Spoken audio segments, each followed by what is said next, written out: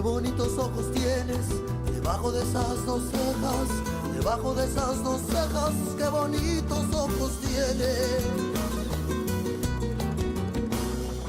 Ellos me quieren mirar, pero si tú no los dejas, pero si tú no los dejas, ni siquiera parpadear. Malagueña, salerosa, besar tus labios quisiera, besar tus labios quisiera, malagueña salerosa, y decirte, niña hermosa.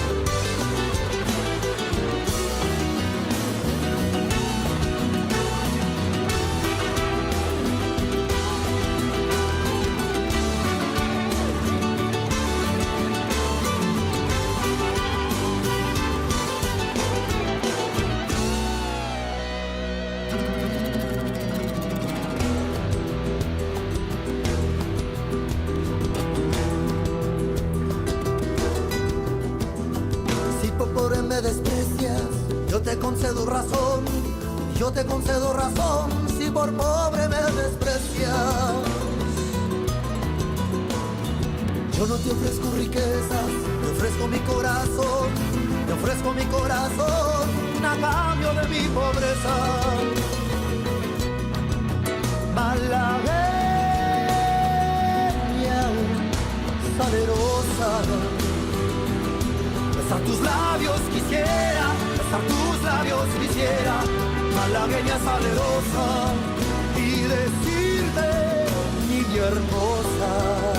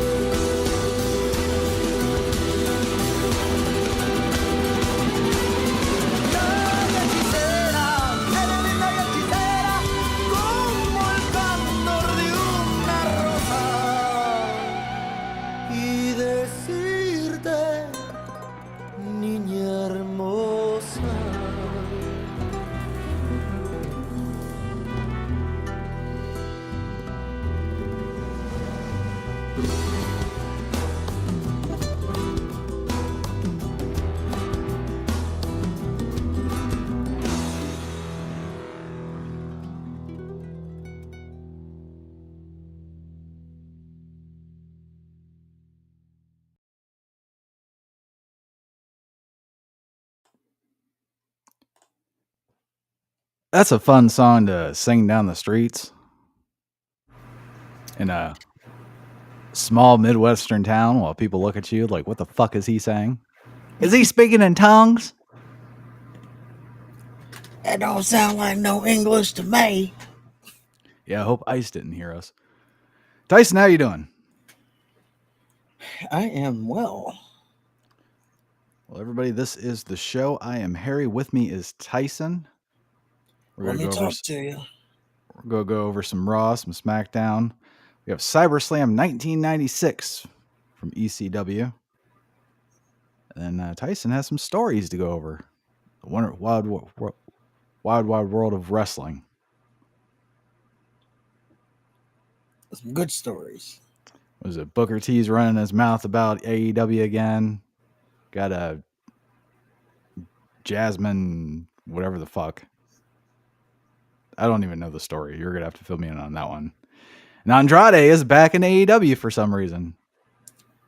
Word on the street is he's a diversity hire. Yeah. And that he's is gonna be obviously the top guy there. Of course.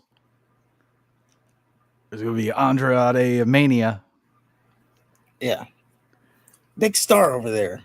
How many T-shirts do you think he's going to sell? I don't know.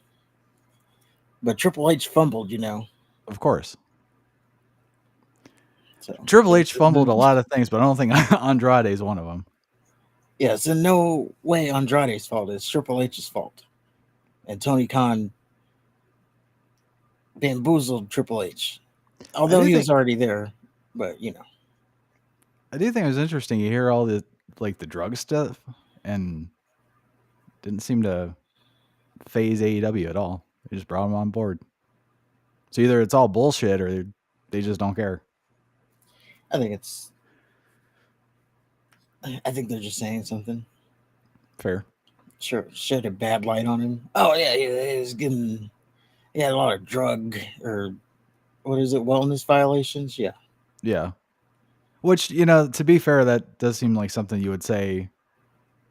You kind of shit on somebody as they're going out. To kind of make it seem like, well, it was his fault that he got fired. It wasn't us. You enjoying the show? Tell me you're enjoying the show. But how was your week, man? Good. I didn't really do anything at all. I'm getting ready for a little move, so I spent all week doing that. Right on. You want to give us a quick recap of how the Texas Longhorns did? No, I don't. They lost. They're out of the playoffs, and I think I don't know. This is supposed to be the year for them. Are they out of the playoffs though? Yeah, they're gonna have to run the table. They don't really have. They have Texas A&M, but who's currently undefeated, but they don't really have a strong, a hard schedule. But Florida was not a good team. No. So you lose to Florida, who's already not a good team. Yeah, it's just going to get worse. So do you think Arch Manning's going to stay another year? Do you think he's got to transfer? Are they going to kick him out? He might have to transfer. A change of scenery. Go to Colorado? Colorado, he can go to UNC. They need help over there.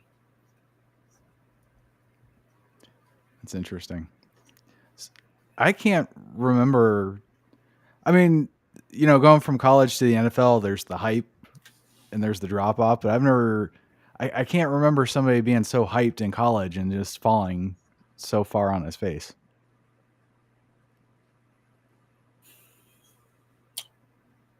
Yeah, I'm trying to think. There was that one quarterback. I can't remember his name, but I think it was also for Texas. Ironically, maybe it's the lights are too bright over here for quarterbacks. You're talking about Chris Sims? No, it was another guy. I think it was after Chris. Well, maybe it was Chris Sims. It was Chris Sims and Major Applewhite. They had a thing. It could have been Chris Sims because the name Sims. Yeah. No, it wasn't Chris Sims. It was some black guy. And it was right before Vince Young's run. Huh. But this guy was supposed to be, the next guy. And then got there. I think he transferred after a year. Well, I'm sure he did well. Yeah. Let's go ahead and get into it. Unfortunately. We got Monday Night Raw.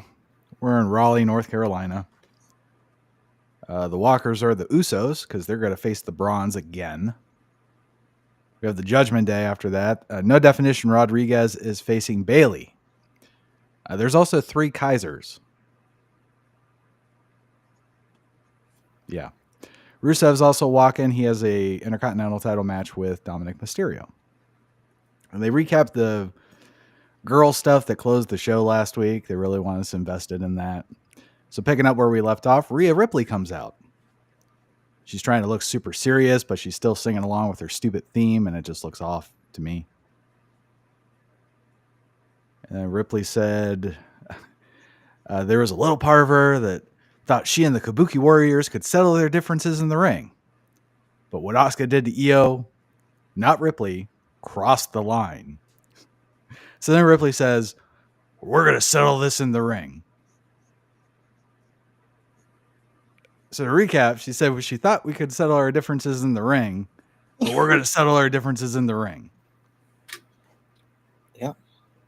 She's supposed to be a good promo.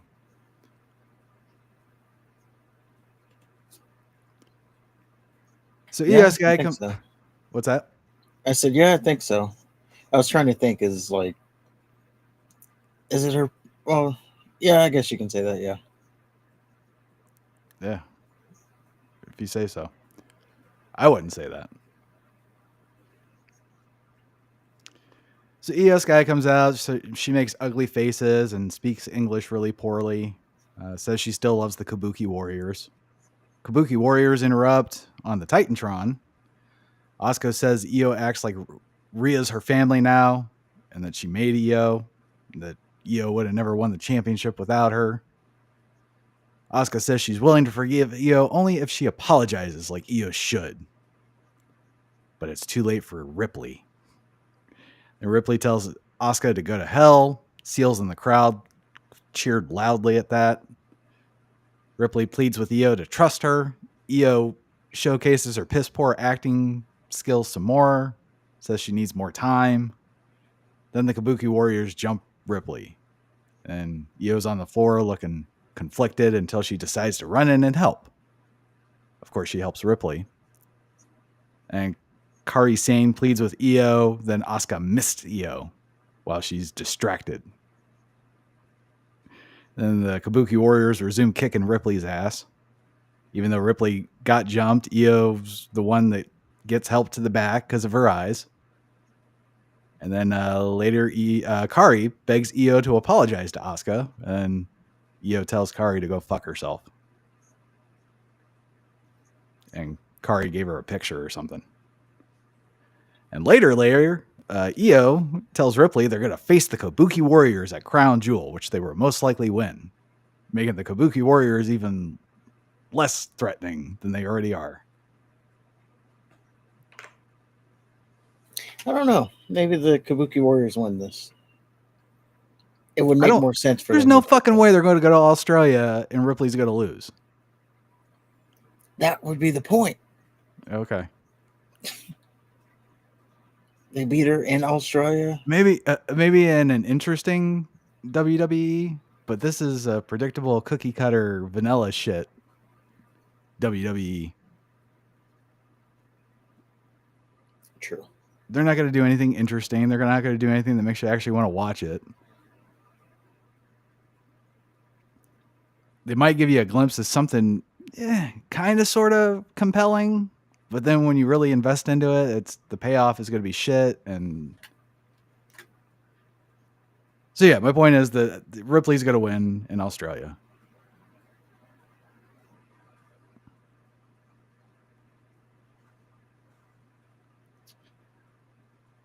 Well, after that, we get Rusev versus Dominic. So remember last week, Balor and McTurd told Dominic to go fuck himself after he asked for help. And then Dominic basically fucked McTurd into an ass whooping. And Balor was super pissed off at him. Yep. Well, forget all about that, because they did. And they escort Dom out for his match. Of course, like nothing happened. Rusev beat the shit out of Dominic like he should. Dominic ended up making a fight out of it, but still wasn't a match for Rusev. Then he tries to hit Rusev with the title belt. And then he does the Eddie Guerrero when Rusev no-sells it. But then the ref's like, no, that's not going to work either. So Dom ends up kicking Rusev in the dick and winning with a roll-up. So once again, the monster looks like a bitch. And loses like one. Well, he did get hit in the dick. I understand a low blow is a low blow, but this is like after Finn Balor tossed him out of the ring and did his little move, and I don't know. It's like they're not really committing to the monster. I want to see him rip heads off. Or not.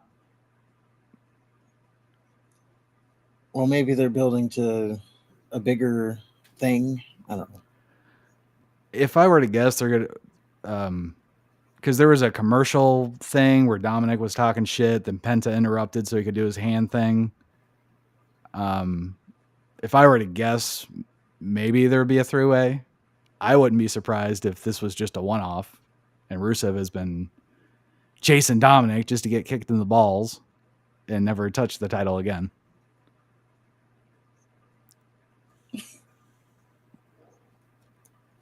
I wouldn't put it past them, but yeah.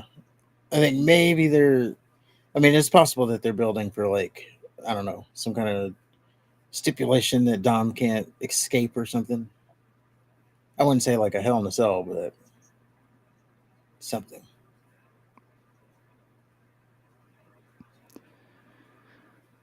Well, let me get LA Knight and Adam Pearce backstage. LA Knight's done messing around with the main event players, and he's going to wrestle one of the New Day. Yep. Yeah. They hate LA Knight.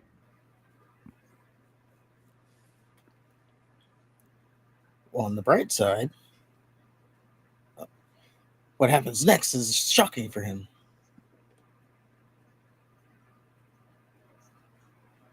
Well, let me get a girl match. No Definition Rodriguez beat Bailey somehow. Rodriguez and Perez beat Bailey's ass after the match. Lyra Vulcan comes out, and she got her ass beat too. Bailey ends up taking out the bad guys and then pretends to act crazy.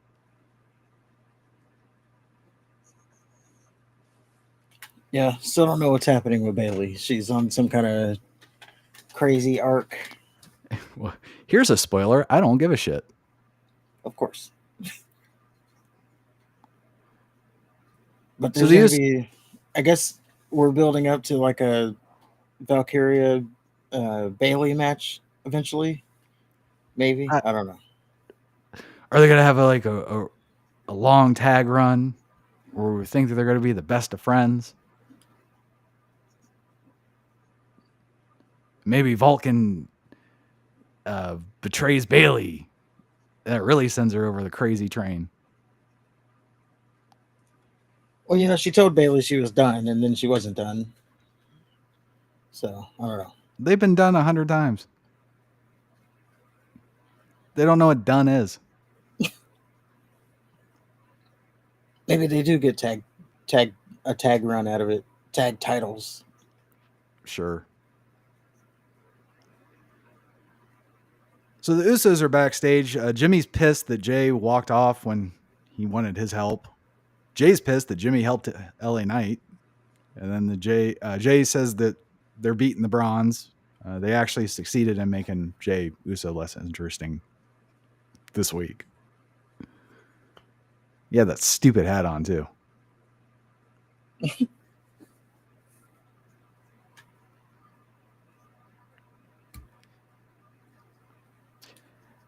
And then LA Knight beat Kofi Kingston in a definition of a filler match. But there you go. LA Knight won a match. So, this must have been a hard one to book, though. Why? They're like, man, we really want LA Knight to rack up those losses, but then we need to keep the New Day's losing streak intact, too. How can they both lose? Yeah. Oh, we can do a no DQ? No. That would be they need to both lose. Somebody needs to lose.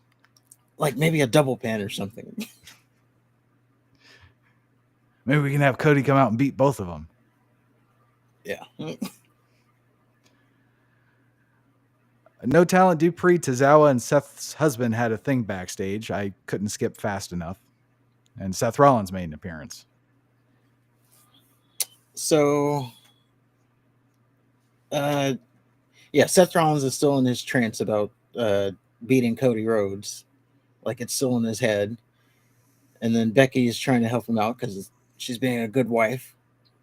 And then she says she's gonna do something, and then she goes around the corner. Who just so happens to be standing there is Maxine Dupree. And then I guess they did set up for a match eventually, but Maxine Dupree got attacked. Tozawa got punched. Oh, by Becky Lynch, by the way. And and then she walks back over to Seth Rollins, who didn't even acknowledge any of it. He was still in his trance. Well, he asked if she felt better. It's like, you feel better now? Yes, I do. Oh, I do. So we got that Maxine Dupree Becky Lynch match coming up. Yay. Why is she still employed? How do you not have room for Karrion Kross and Scarlett, but you have fucking Maxine Dupree on the roster? And Tozawa. Speaking of Karrion Kross, what happened to that whole thing? Remember the We Want Kross movement? That failed. Oh, yeah. We only want him for 1 week. Well, if they say they want Kross again, they'll say, "Oh no, Brock's back. He beat John Cena." Yeah. Seth Rollins came out. He's facing Cody. He's going to win. Cody came out, says Rollins is wrong. Cody will be the winner of their match.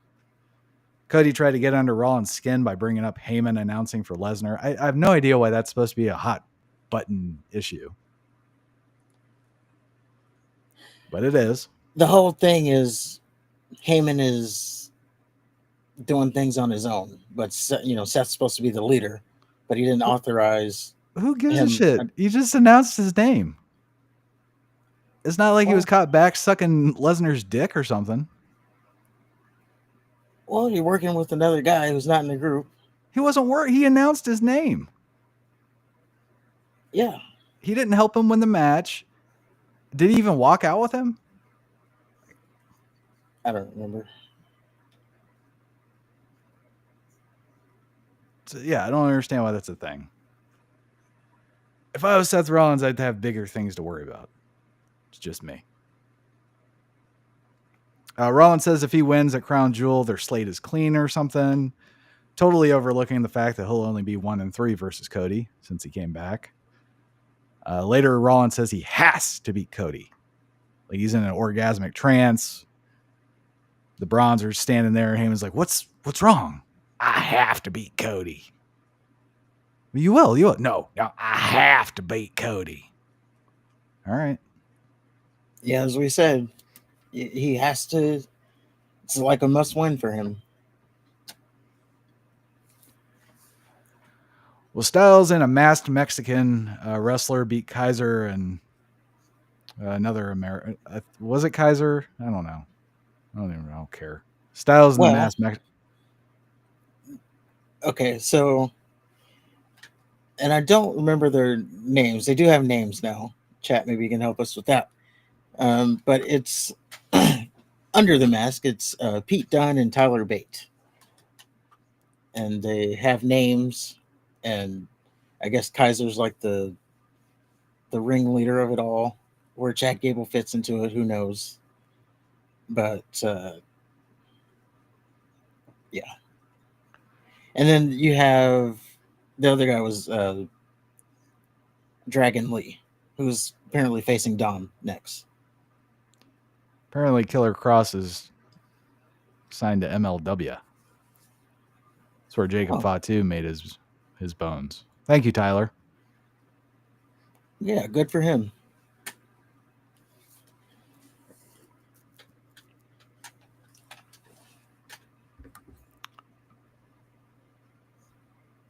Yeah, I thought it was the Escobar's evil Mexicans that were playing the Americanos. Or maybe it's the other like LWO guys. Oh no. It's Tyler Bate and Pete Dunne. Is it really? Yeah. Oh. They're not even trying to fill it with Mexicans. Yeah, that's the gimmick. Now, I don't know.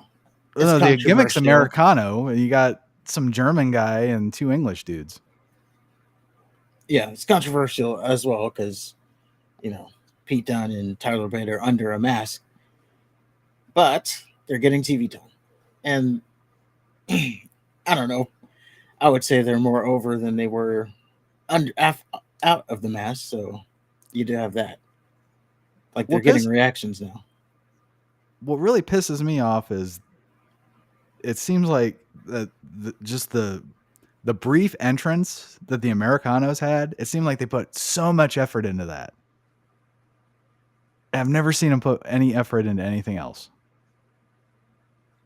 And it's just crazy to me that that's where you would want to put your focus, because it's like this big grand spectacle and they got the entrance and the poses. I don't know. Making them a big deal.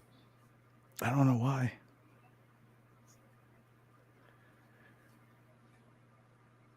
So Styles and the Masked Mexican spoke on the mic before the match. It was beyond pointless. Styles and the Masked Mexican won. So yeah.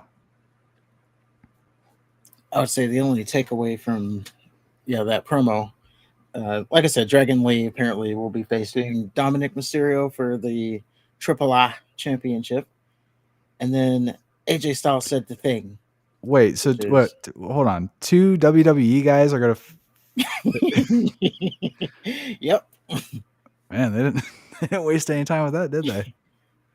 There's not one AAA guy that could face Dominic Mysterio. They need a dust off Dragon Lee. Values out there. Dragon Lee?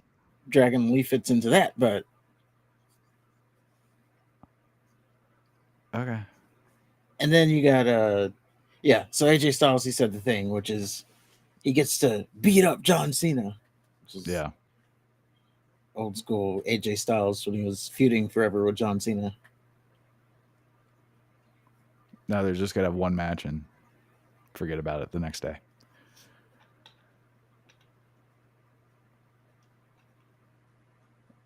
Stephanie Vaquer had an interview. I already listened to EO. I wasn't interested. Tiffany Stratton made an appearance and she talked some shit, I think. I assume. Yes, they're building up for their crown jewel match. They're both baby faces, so. Are they? Yes. Okay. Although Stephanie Vaquer almost turned heel on social media. She got a new tattoo, which is like I think it's like a goat with a devil horns, or no, she's an Aries. Mm-hmm. So whatever that sign is, with like devil horns. It was like, oh, she's really taking that devil gimmick seriously. She's the devil. Really? So, yeah. It was a slow week on social media, so they had to do something.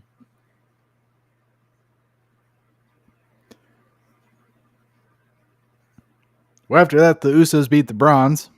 Roman returned, beat the fuck out of both Brawns with a chair. Braun Breaker. Got my Brawns mixed up. He really got it.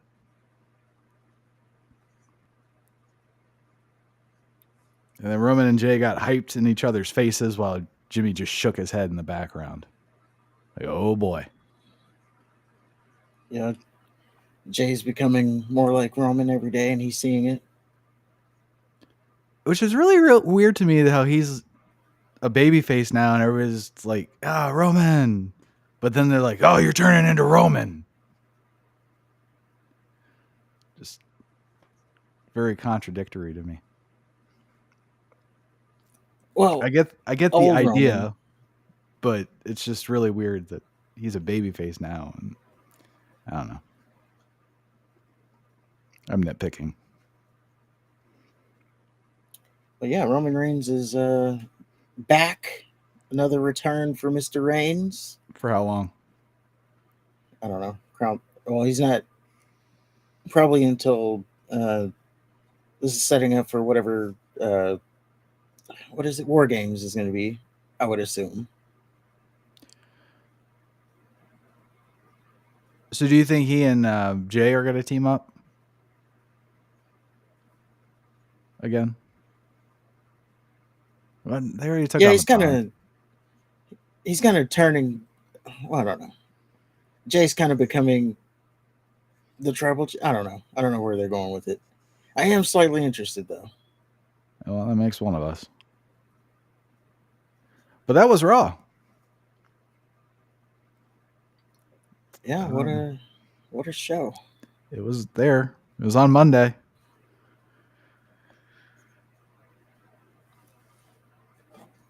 Yeah, I don't have. It was.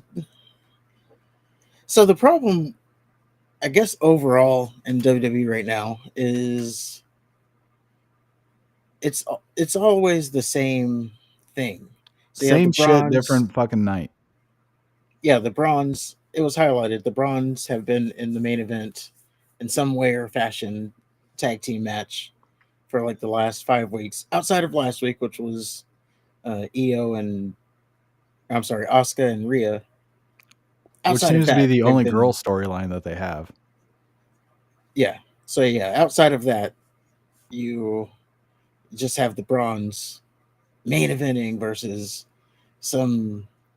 It's the vortex thing again. So there's some combination of Jey Uso and LA Knight, LA Knight and someone else, Jimmy Uso. So, and then there were also the main event on SmackDown. Little spoiler there. So, yeah, people are just getting a little fed up with it. It is very redundant. Yeah, I don't think it's totally fair to them because they are good, or at I least think they're doing a I great think they're job. good. Yeah, it's not fair that they're starting to get the blame for it's just the same thing every week. That's booking's fault. Yeah, they're just doing what they're told. And Yeah, when they're out there, they're fucking amazing to me. But yeah, they are. It is the same shit, different day. But yeah. I that's mean, you got everything, though. the matching jackets now too with the spikes that Well, Jey they're Uso finally didn't starting to look like even. a unit. Yeah, that Jey Uso did a suicide dive onto the spike jacket Of course, he did. and didn't even. I guess they're rubber. I mean, it's not like Legion of Doom with the with those damn spikes. So I was thinking they kind of look like the Steiners. Yeah, very Steinerist with the smaller spikes. Yeah. Well, that was Raw. We got one more to go, which is SmackDown.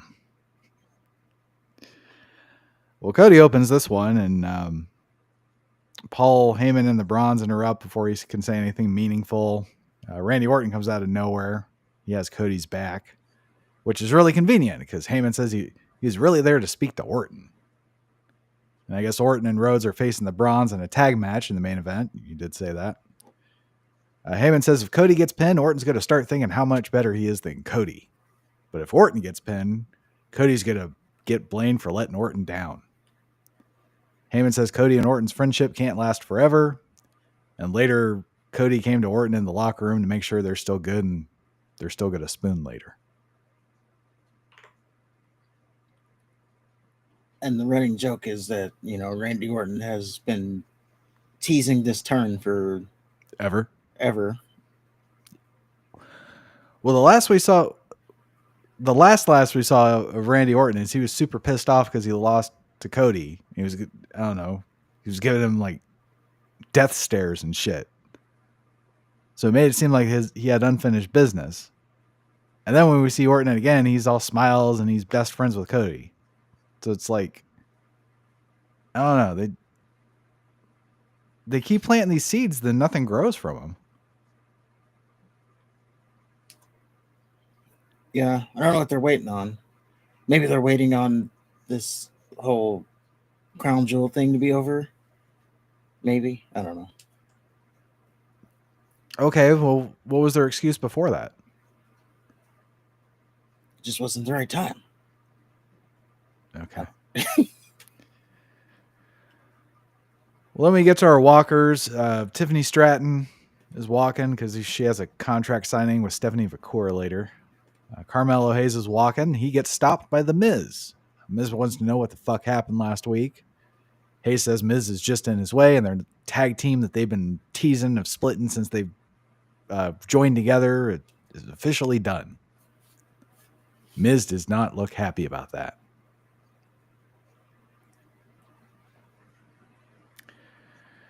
Then we start off with the U.S. title open challenge. Carmelo Hayes comes out, says he got rid of the dead weight that is The Miz. He's going to kick Sami Zayn's ass and take his title.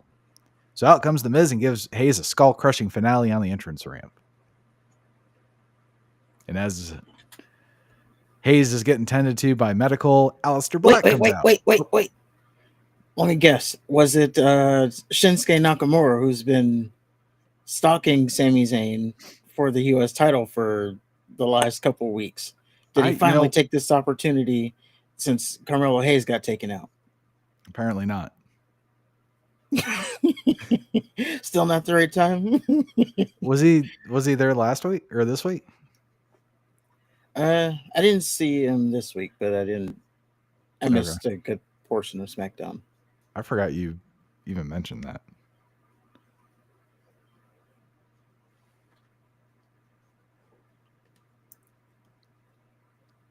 So yeah, Aleister Black comes out to answer the open challenge.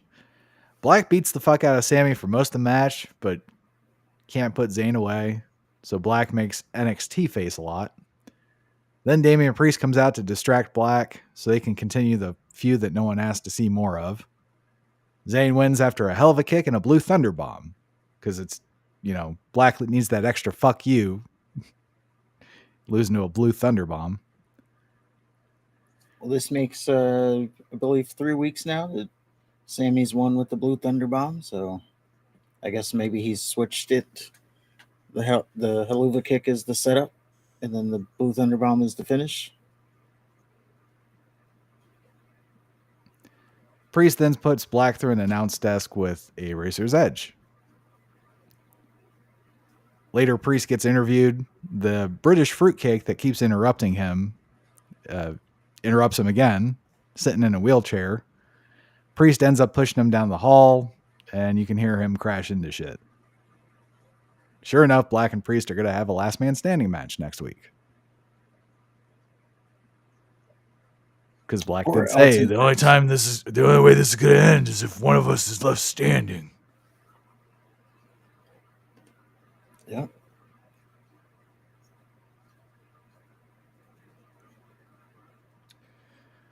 We had a girl match. There's a new NXT tag team, so naturally they're better than all of the pre-existing main roster tag teams, which is just Chelsea Green's stupid team and Charlotte and Alexa. But still, I guess Alexa Bliss and Charlotte Flair had some shit to say about the match, and they were impressed with the newbies. They're going to get fast-tracked into a title match at some point. Yeah, they're doing this thing where they have to earn a title match. I guess they've already earned it because there's no other tag teams on SmackDown, but that's the build here, so that they got to earn a title match.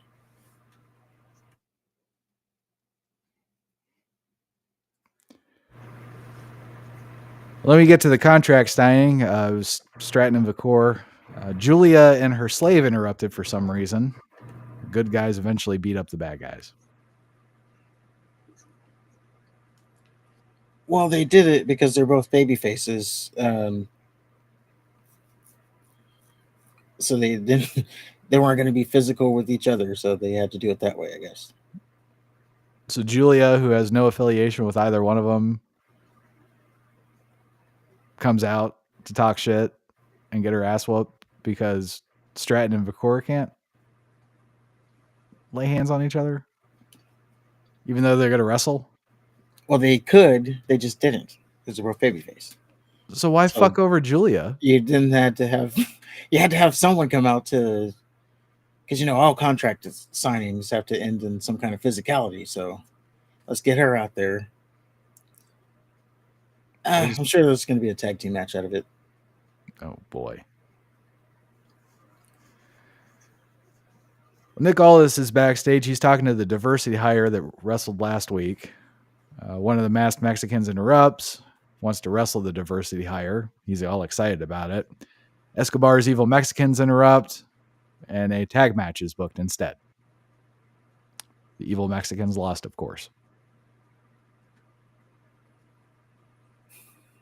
Yes. That guy is Javon Evans. Everybody's high on him, apparently. Except for Jim Cornette, who doesn't seem to be too high on him. He's a little too corny for me. Well, Jim Cornette thinks he's, a little too small. Oh. As in skinny. But I think he's like 21, so he's got more time to grow into his body. Yeah, you can put on muscle. Yeah. But there's one thing I haven't heard from him before I can get on board, and that is the microphone. Because I don't watch NXT too much, so he was talking shit backstage. Did you hear that? I need him out there cutting a 20-minute promo. 20 minutes. 20 minutes. God damn. Or 10 minutes. I don't know if I want to hear anybody do a 20-minute promo. There's nobody alive right now. That's just the what you say. Like, go out there for 20 minutes and cut a promo. Oh, maybe Ric Flair. Let him ramble for 20 minutes. Yeah, because you're going to get some crazy stuff out of that. Just say whatever you want, Rick. Oh, you want another drink? Go ahead. Speaking of Rick, remember that one where he was like getting naked in his promo with what was it? He was upset at Eric Bischoff, and he was like throwing his shoes and his money and his Rolex, and then elbowing his pants, dropping the knee on his shirt. I remember he used to elbow drop the Blazer a lot. And he did the rolling knee onto the Blazer. Yeah. he would size up the Blazer, line up his shot, and then do the rolling knee. It's a Blazer. I like when he did the strut too. Like he would strut and then drop the knee on the Blazer.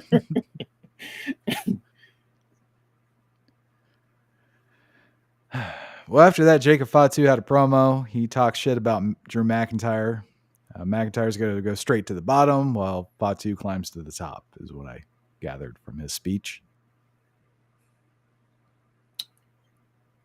The one good thing about it is Fatu did not just rattle off all his catchphrases. Yeah, he did. Not at the end. Or no, he only used the "I'm all gas, no brakes," and "yada I mean." But well, I think he said you gotta get in where you fit in. I don't think he said it. He had to have. You can't do a promo. You can't do a promo without that. Maybe he's dropped that part of the promo. No, that's the most important part. Solo Sikoa had a thing. Taller Tonga was featured this time. Solo then said that there's a missing part. Once he finds it, his family will be complete. I was kind of excited until I read on Twitter that somebody suggested it was going to be Tama Tonga. Yeah, it's going to be Tama Tonga. Which, good for Tama Tonga, but man, that's a letdown. Can you imagine your family being complete because of Tama Tonga? That loser. Well, what else could it be? Anything.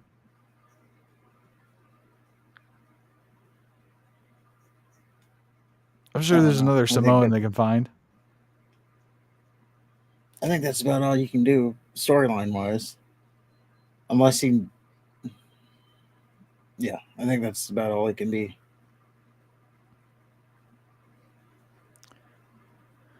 Well, then the Solo Cups are interviewed. They're facing the Wyatt Sucks again.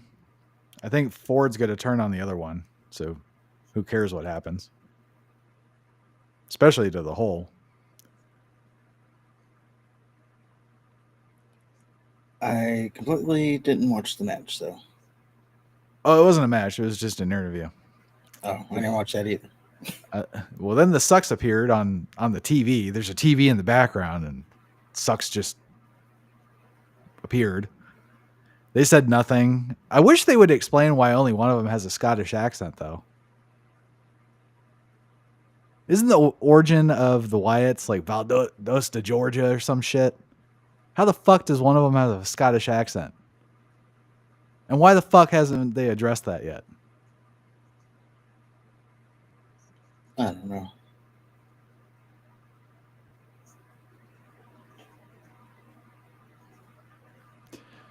The Bronze beat Cody and Orton.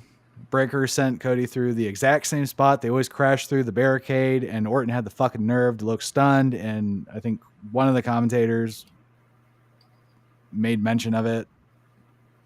Like, oh my God, this doesn't happen every week. Rollins came into the match. He curb stomped Orton while Heyman distracted the referee. Reed pinned Orton after a tsunami. Rollins then tried to curb stomp Cody. Cody turned it into a crossroads, and which makes me firmly believe that Cody is going to lose.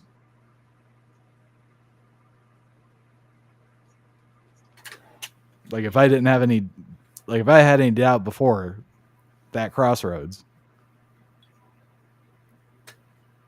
Yeah, I think that's where we're headed. Is Cody's gonna lose this time? He has to. Otherwise, Rollins better just quit. He's not going to have any fucking credibility for the rest of his career.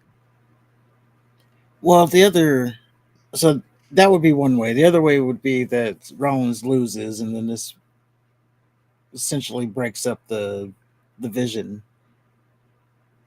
You'll have Breaker saying he's not a fit leader because he lost one match. Heyman will start to be making his moves to position Breaker as the guy, or maybe even Seth Rollins just checks out and doesn't lead. I don't know, man. I just know he has to win. He does have to win. But I'm saying they do have an out if he doesn't win. You just have to make it a story. The only out they have is if CM Punk fucks him. That's the only out. Oh, well, yeah, that could happen too. And then they're fucking prolonging that. Which, do you want to see Seth Rollins and CM Punk again?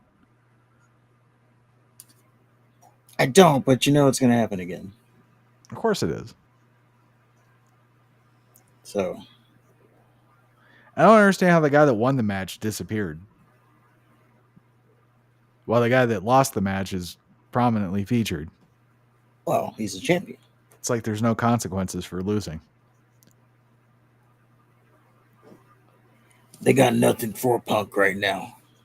That's in Triple H's voice. We got nothing for you. Punk, just sit down and enjoy the show. Yeah, just be ready. We'll call you when we need you.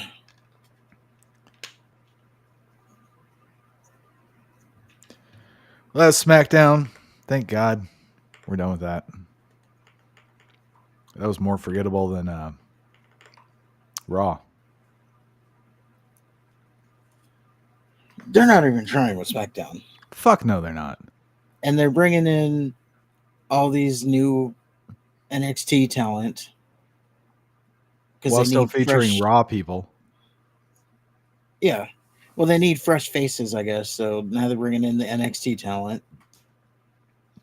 And then you got the NXT talent beating people, which they're rookies. So what bugs me is they don't even seem apprehensive about facing one of the people from the main roster. Like you said his name's Javon Evans. He was just talking shit to the evil Mexicans.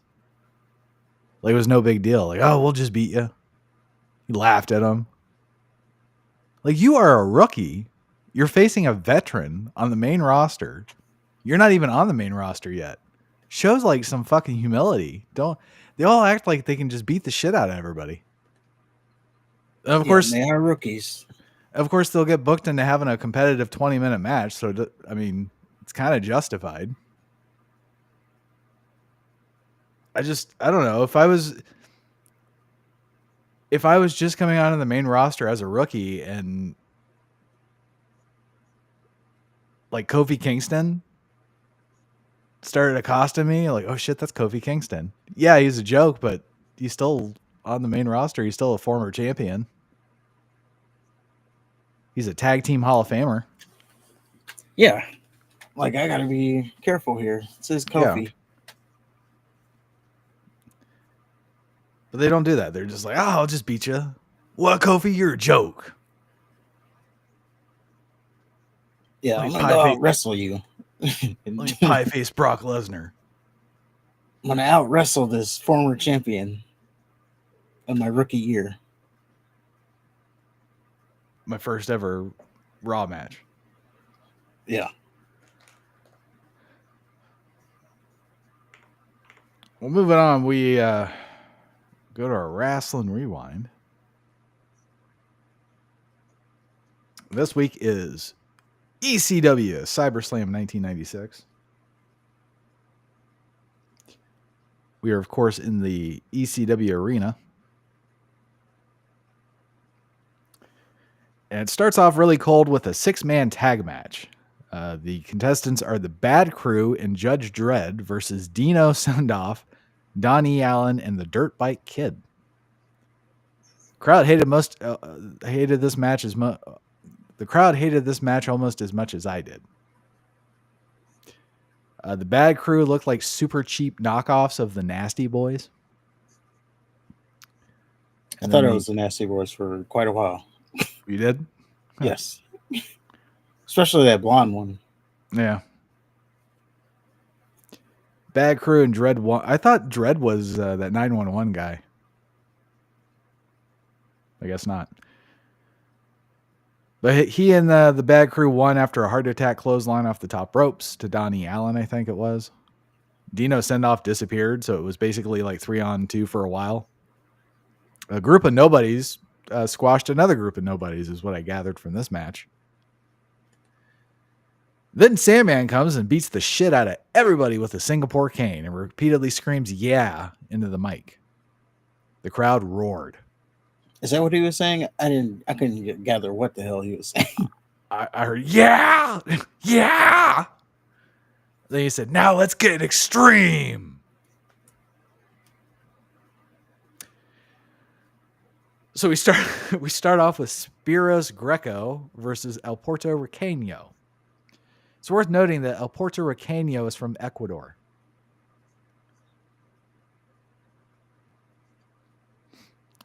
Greco is allegedly Greek. He also looked like he was 50, roughly, give or take. He looked like Burt Lancaster. But he had some nice looking flying clotheslines and flying shoulder block. Then he decided to work on Riqueño's neck. So we saw a lot of chops and throat-related offense. Greco then won with a sit-down pump handle slam. Crowd did not give 2 fucks about this match. I don't blame them. I kind of like Greco. He was a throwback. He kind of reminded me of Cesaro. I mean, he did have a good look to him, and I was just thinking, man, ECW really love their stereotypes. Yeah. Like, that's their big thing, is stereotypes. I think that's just wrestling in general. Yeah, but it's more up front there, from what I saw. Well, then we cut to Bill Alfonso in the ring. He's screaming about something. And then we get Taz versus Joel Hartgood. Joel Hartgood looked like the type of human pincushion you'd find in the deepest, darkest depths of a prison. And then Taz just beat the shit out of Hartgood until he choked him out with the Taz mission. Alfonso suggested he's going to fuck Joey Styles' sister at some point during the match. Taz then gets on the mic and says, "Just another victim." Damage Control comes out and they try to take Hartgood away on a stretcher. For some reason, this pisses Taz off and he picks the stretcher up and dumps Hartgood back on the mat. Dino Sendoff, Donnie Allen, and Dirtbike Kid come out for some reason, and they become casualties. Mikey Whipwreck comes out for some other reason, and he puts up a bit of a fight against Taz, but ultimately Taz chokes him out. So Taz cannot be stopped. And that's how you make a monster. Yeah. WWE. Notice how Whipwreck didn't just kick him in the balls and run away? And also the dude didn't have a competitive match with Taz. Sure didn't. That went as long as Taz wanted it to. Yeah. It was kind of cool that Hartgood had like those two moves, and you're like, oh, he's starting to build it. Oh, no, he's not.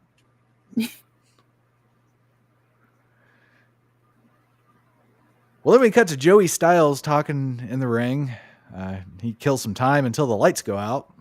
And then Styles exclaims, "Who the hell are you?" Lights pop back on, and Brian Pillman has arrived in ECW. Styles wants to know why Pillman's here. And while Pillman's talking, the crowd sings Camptown Races. However, they changed the entirety of the song's lyrics to Bischoff takes it up the ass. So it's Bischoff takes it up the ass, doo-dah, doo-dah. Bischoff takes it up the ass, oh, the doo-dah day. I love that song, and I'll never be able to hear that song the same way again. Thank you, 1996 Philadelphia.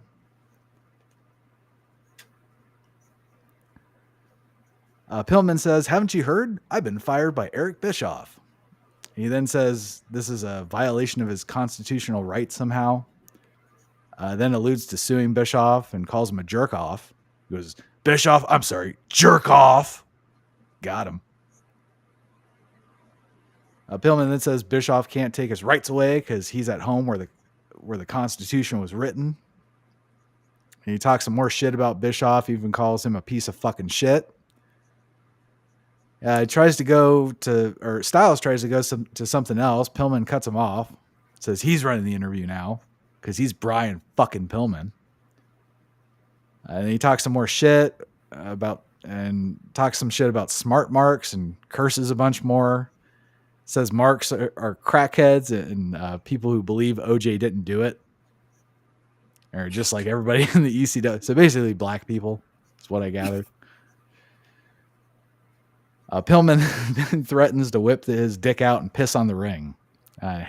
That's a bridge too far. Heyman and some other ECW guys come out, try to stop Pillman. Pillman talks some more shit, especially to Heyman, who then calls security.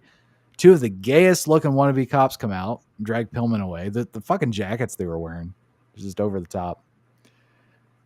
So they drag Pillman away and then they just stop. So Pillman gets into it with a fan, and then the fan takes a swing at Pillman. Pillman drags him into the ring and either hits him or stabs the fan with something until Shane Douglas. I thought it was a fork. Was it a fork? How the fuck did he get a fork? He pulled it out of his boot. Okay. Fair enough. I didn't see that. Okay, so he's stabbing him with a fork. Shane Douglas comes out and he made the save, and the 1-8 cops reactivated and chased Pillman off. Douglas grabs the mic and tells security to kick Pillman out of the ring, or he's kicking Pillman's ass. The fan is then taken away by Damage Control on a stretcher. And I love how the crowd whoops when Damage Control comes out. Like, whoop, whoop, whoop, whoop. Fucking retarded. I love it. Shane Douglas then holds the show hostage until Pillman is physically removed from the building. Sure enough, Pillman's drug out by a group of men and then presumably kicked out. It's kind of cut before too much can happen there.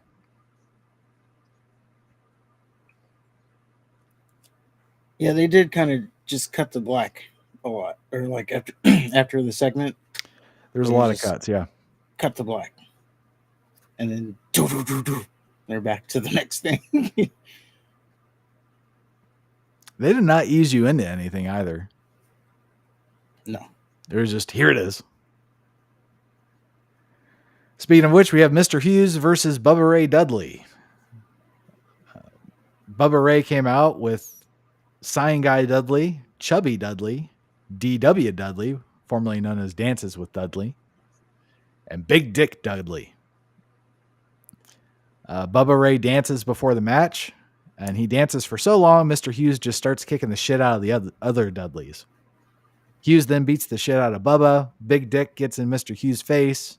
Hughes socks Dick with a right cross, starts beating Bubba's ass some more. Big Dick then cracks Mr. Hughes across the back with a crutch. Bubba Ray then wins after the worst splash I've ever seen in my life.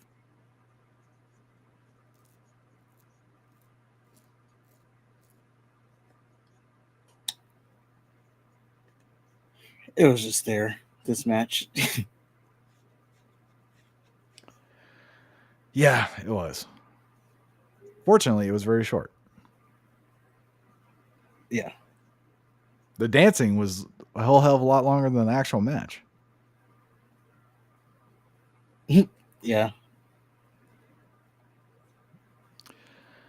So you might need to translate this next segment.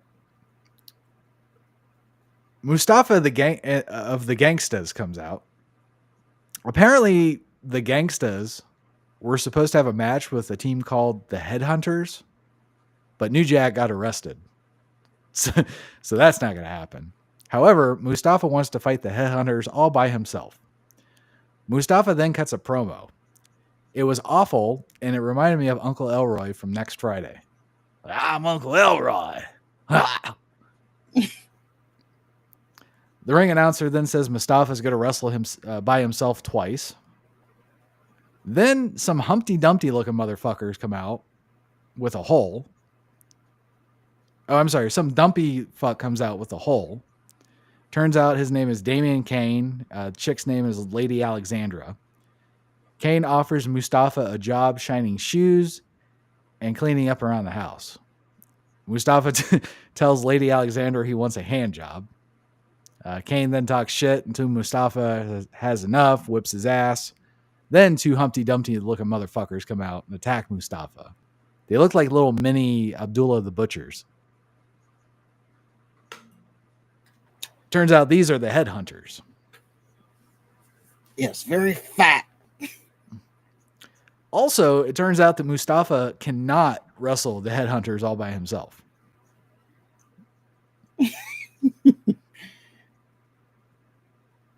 Damian Kane then talks some more shit, asks if there's any team man enough to take on the Headhunters. They look like two little mini Big Shows. Well, two mini giants. Big Show is bald. It turns out to be Ron and Don Harris, the Bruise Brothers. There's a brawl for a good long while. They finally get back to the ring. One of the Headhunters hits a monster moonsault. By far the only thing worth seeing in this match. However, one of the Bruise Brothers makes a pin on the other Headhunter. Then the one that hit the moonsault pins his guy. Ref only counts for the Bruise Brother for some reason, so they won the match.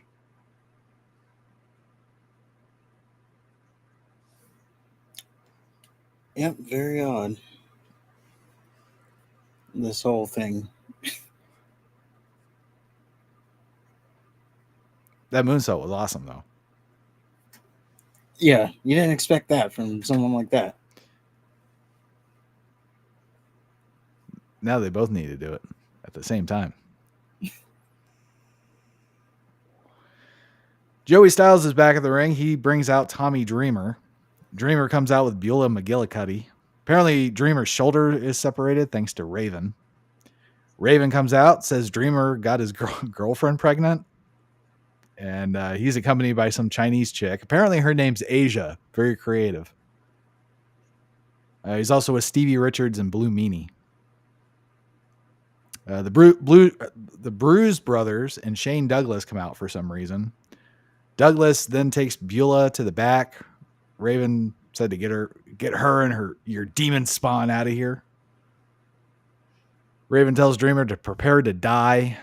Then the Bruise Brothers attack Tommy Dreamer. And then they Bruise Brothers and Raven beat the shit out of Dreamer, and they repeatedly crotch him on the ring post.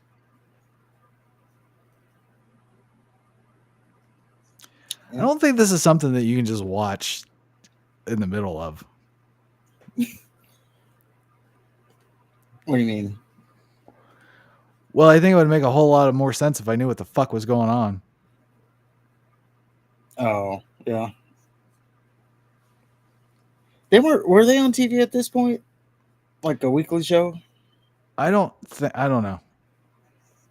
Apparently this is their first pay-per-view was in 97, so I don't know what the fuck we're reviewing. There you go.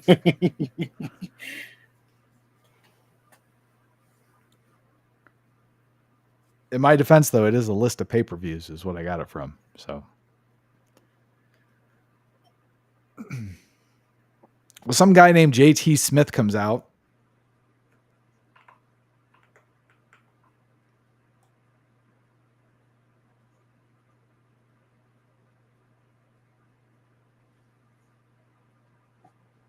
Sorry, I had to clear my throat. Some guy named JT Smith comes out. He's fucking wrestling Axel Rotten. I guess Smith and Rotten were supposed to face the Dudley Boys. However, Smith would turn on Axel Rotten before the match. So now we get the pleasure of watching this one. So they brawl on the floor for a good long while, mostly all Rotten. Smith fires back up on Rotten and gets some offense going. Then he grabs a chair, climbs the top ropes, but fails. Rotten, for some reason, starts arguing with nobody. Smith then stands up and cracks Rotten in the back with the chair and gets the pin. Then he hits the moonsault from the top rope on Rotten while holding the chair. Hack Myers came out for some reason, and JT Smith whips his ass. Then Myers fires up on Smith, dumps him out of the ring. Smith goes back to beating Axel Rotten's ass on the floor. Myers gives chase, and they brawl to the back.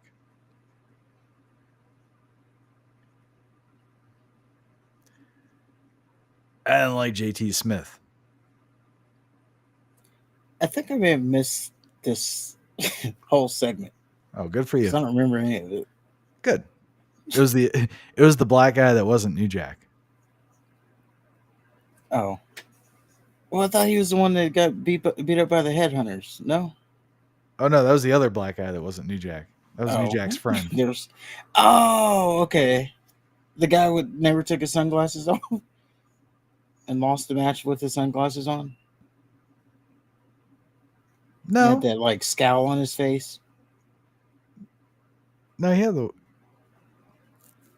didn't wear sunglasses. I think he had sunglasses at the end. Maybe not. I don't know. Speaking of, since we're talking about Mustafa again, what was the laughing shit? Can you explain that? I can't. Okay. I didn't know if that was like some hood shit or... Not that you're a hood expert or anything like that, but... Yeah, I don't know what to tell you on that one. Okay.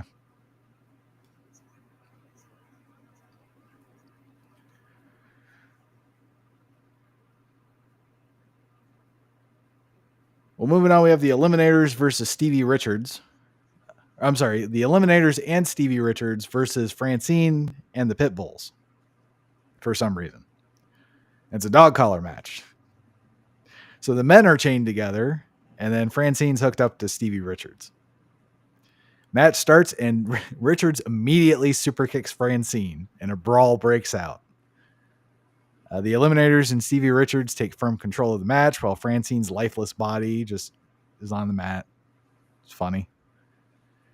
Stevie hangs out on the apron while the men fight, then super kicks the shit out of the pit bulls when they gain the advantage. Then spills to the floor, out to the crowd. They fight to the platform in the stands where Rey Mysterio and Psychosis fought. Remember when Rey Mysterio hit that Frankensteiner? Yeah. Saturn did a moonsault. Wasn't as impressive, but he still did it. And then Saturn's partner got suplex through a table. Then they all of a sudden stand up and head back to the ring. Then one of the pit bulls hit Saturn's partner with a Frankensteiner. Stevie broke up the pin by cracking the dude in the head with a frying pan. He was going to use it on Francine, but he got stopped. Which that's funny. She's defenseless. Let me take her out for good. It was the tiniest frying pan ever, by the way. Saturn and his partner each powerbomb the pit bulls, then grab Francine. Then one of the pit bulls spears Francine, but she's okay. And then the pit bulls super bomb Saturn and his partner. Then Stevie Richards gets super bombed. Then it jumps forward for some reason to Saturn and his partner kicking the shit out of the pit bulls. Then Francine pins Stevie Richards. Did yours forward like that? Like, I'm sure they had to cut something out. okay. Saturn and his partner make Saturn and his partner make Francine pay after the match. They do their little eliminator move. She got it.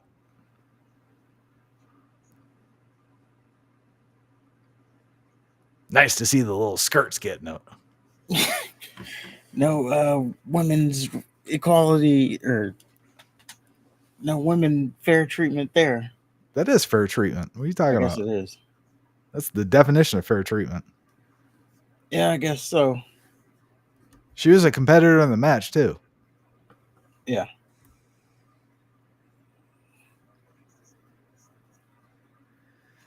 Well, after that, we have Too Cold Scorpio versus Sabu for the ECW television title. And it starts off hot, and Sabu immediately starts using a goddamn chair. And he does his springboard shit off the chair into the crowd. Scorpio sticks Sabu with a powerbomb, like a vicious powerbomb, and hits a top rope leg drop. And he does a face buster to Sabu on the chair. He tries to do another face buster, but Sabu reversed it. And then they fight to the floor again. Sabu beats Scorpio's ass with a chair. They get back to the rings. Sabu does a springboard leg drop. And then Scorpio hits a super kick and starts pummeling Sabu with a chair and hits a stinger splash. Sabu is able to recover. He almost pins Scorpio, then locks in a modified camel clutch. Then he gets Scorpio in a rear naked choke, and Scorpio escapes and just kicks Sabu right in the balls, which was great. There's more back and forth. Scorpio hits an awesome moonsault. He got really high on it, too. It wasn't as awesome as the mini Abdullah the Butcher moonsault, but it's pretty good. Sabu hit an Arabian facebuster. Can't put Scorpio away. Scorpio hits a Vader bomb and goes for his move, but misses. More back and forth. They each hit a victory roll from the top rope. They fight to the floor again. Sabu does a springboard moonsault and he gets more of the guardrail than Scorpio. Then Saturn lays Scorpio on a table, does a springboard flip from the ring, but it looked like Scorpio moved at the last second, so Sabu went crashing through the table. And then, they continue to put on an A+ match until the time ran out. Because it was for the TV title, and there's a time limit and shit.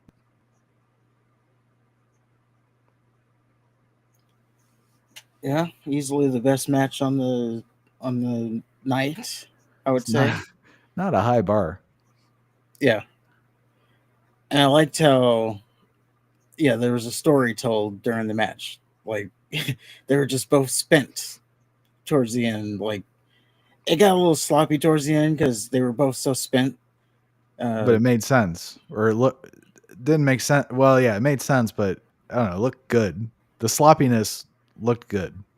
Yeah, like Scorpio went for some kind of power bomb and he couldn't get him up, and then they both like collapsed to the floor, like collapsed on the mat. It was like, man, these guys are just exhausted. And there's still time left. Well, I didn't know there was a time limit until I heard the guy say 2 minutes or whatever he said. Yeah. I wish they would do more time limit finishes. They need to bring that back. Yeah. And then also, like, Scorpio's like trunks were all ripped up because he's in such a brawl. And they were evenly matched. Like there wasn't a moment where you thought like, oh man, that's it. Yeah. Now I did think it was over when Sabu missed that springboard moonsault thing to the outside through the table, but he kicked out. But yeah, great match all around for that. Yes. And it kind of put like a damper on the rest of the pay-per-view because I'm like, man, how are you going to top that? And they didn't. No, they didn't. As a matter of fact, all the other matches seemed like they were cut short because that one went so long. But That could be. they had it. Of course, they had it planned because it went to a time limit draw. Right. Well, after that, we have Shane Douglas versus Cactus Jack. Starts with Douglas jumping Cactus. I think it was during the announcement. And it spills to the floor because every match has to go to the floor. It's ECW. I shouldn't nitpick.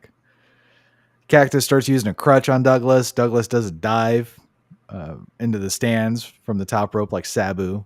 Then he Pillmanizes Cactus's leg with a Vader bomb. Then Douglas gets his knee fucked up and Cactus elbow drops a table that's on top of Douglas. Then he tries to win with a pile driver. The ref then just randomly hands Douglas handcuffs.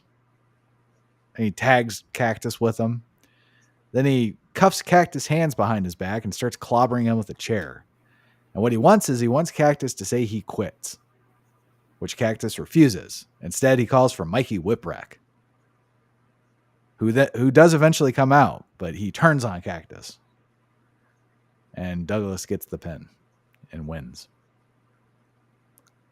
Which is so Douglas, Douglas has Cactus Jack, who's handcuffed in a figure four, and he won't relinquish it until he quits, until he says, I quit.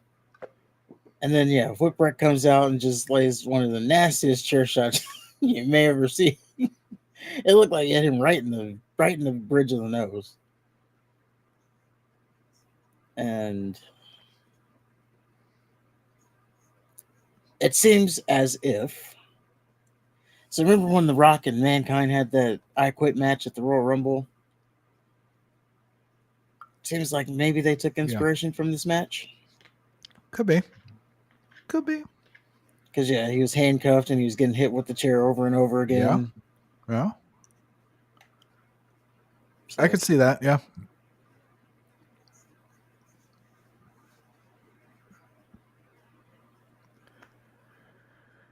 I don't know about the Shane Douglas guy, though. He seems to be involved in everything. I don't like the guy that needs to be involved in everything. He does seem to have a lot of edge, though. I do like that. All he does is just say fuck a lot. It's not really edge. They're trying to... I think Styles said at one point they're ECW's loose cannon, so he's like parallel to what Brian Pillman is. Okay. Hey, that's what he said. Well, our main event of the evening is Raven versus the Sandman. It's for the ECW World Heavyweight title. And Sandman has the longest entrance. The longest fucking entrance. I had to skip it. I skipped it and I kept like skipping and I kept getting in the middle of his entrance. Yeah, it was a long entrance. He took about... Well, first of all, the music was playing and he didn't even show up until like 2 minutes into the music was playing. He shows up at the top of the mezzanine and he's just holding his cane up.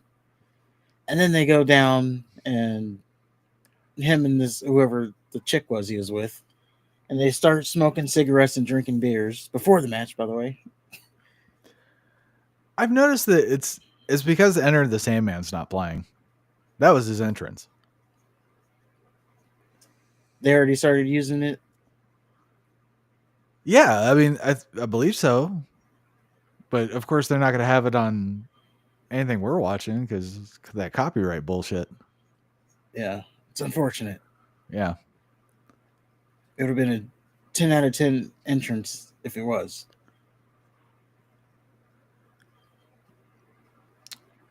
Well, Raven, I'm sorry. Yeah, Raven attacks Sandman before the match starts. Doesn't matter, though, because Sandman takes control with his ugly-ass offense.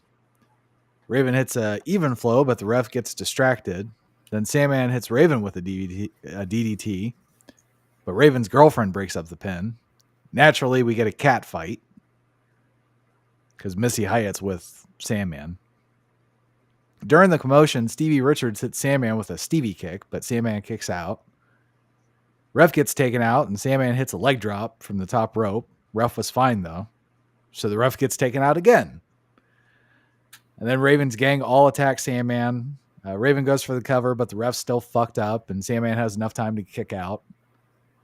Raven wins after sending Sandman face first into a chair from the top rope, followed by an even flow DDT. Then Sandman beats the shit out of everybody with his Singapore cane and screams "mommy" into the mic. Then Missy Hyatt gives Sandman beer and cigarettes. There you go. He's so unorthodox, that Sandman. He sure is. But that was CyberSlam 1996. Yes. And by the way he was hitting the people with the Singapore cane. Oh, he was not gentle. Yeah, poor Blue Minnie was really getting it. It's like, man, I don't know if I was just thinking like how they hit today. You know, they got to wait for the flat back and it's all soft. And he's just like swinging it like it's like he's trying to hit a home run to the head too. Well, Mikey Whipwreck's betrayal of Cactus Jack led to the two facing each other in Jack's farewell match at Big Ass Extreme Bash, which Cactus Jack won. After the match, Jack hugged Whipwreck and left ECW to join the WWF. Also worth noting that Whipwreck would wrestle his one and only WWF match against Taz. It was to further an ECW WWF angle somehow.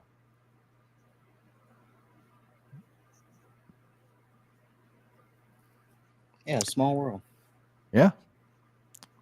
Raven and the Sandman would continue their feud over the ECW title. The two would wrestle each other in several matches throughout the year until Sandman finally won at Ultimate Jeopardy.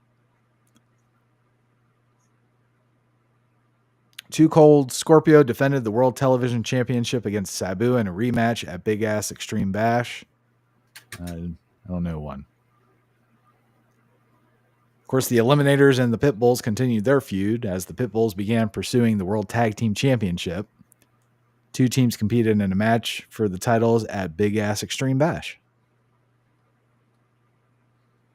Is that our next one? No, that is not. Our next one is Barely Legal, 1997. This is apparently the first ECW pay-per-view. This is Raven for the ECW World Heavyweight Championship.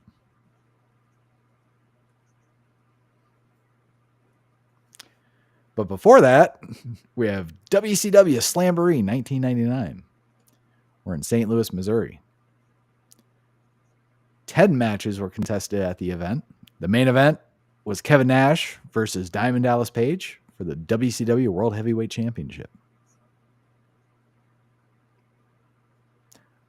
Other prominent matches were Roddy Piper versus Ric Flair. We had Gorgeous George and Charles Robinson having a match. I guess it was to reinstate Randy Savage as a wrestler.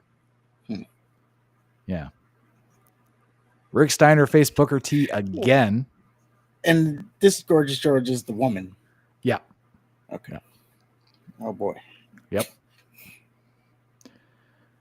Yeah, Rick Steiner faced Booker T for the WCW World Television Championship. And then we have Sting versus Goldberg. Uh-oh. That's a good one.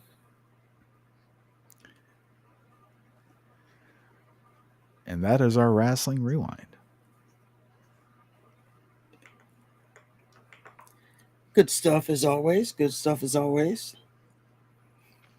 And it is time to get into some news. But before we do, let's check the chat. See how you guys are doing. We got what we got? We got 2 in the chat. That's okay.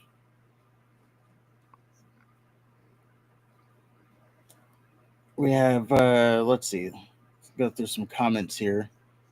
So we did catch up with the other comments. So Karrion Kross is going to be in MLW. Priscilla Kelly is also going to MLW. Man, they're loading up whatever show is coming up, I guess.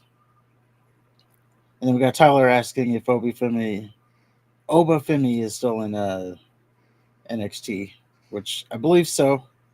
Even though he lost the title, he is still in NXT for the foreseeable future. So says the report. And then we go back to Richard. We didn't see that, or we saw that comment. Love the podcast. Thanks, fellas. Thank you, Richard, for stopping by. I'm sure you're long gone now, but thank you for stopping by. But yeah, let's get into some stories. And we are going to start. All right, chat. So we got a new format here.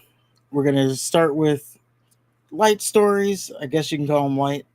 Not really much meat on the bone, but something worth mentioning. And then we'll get into our headline stories towards the end of the thing here. And with that news, we start out with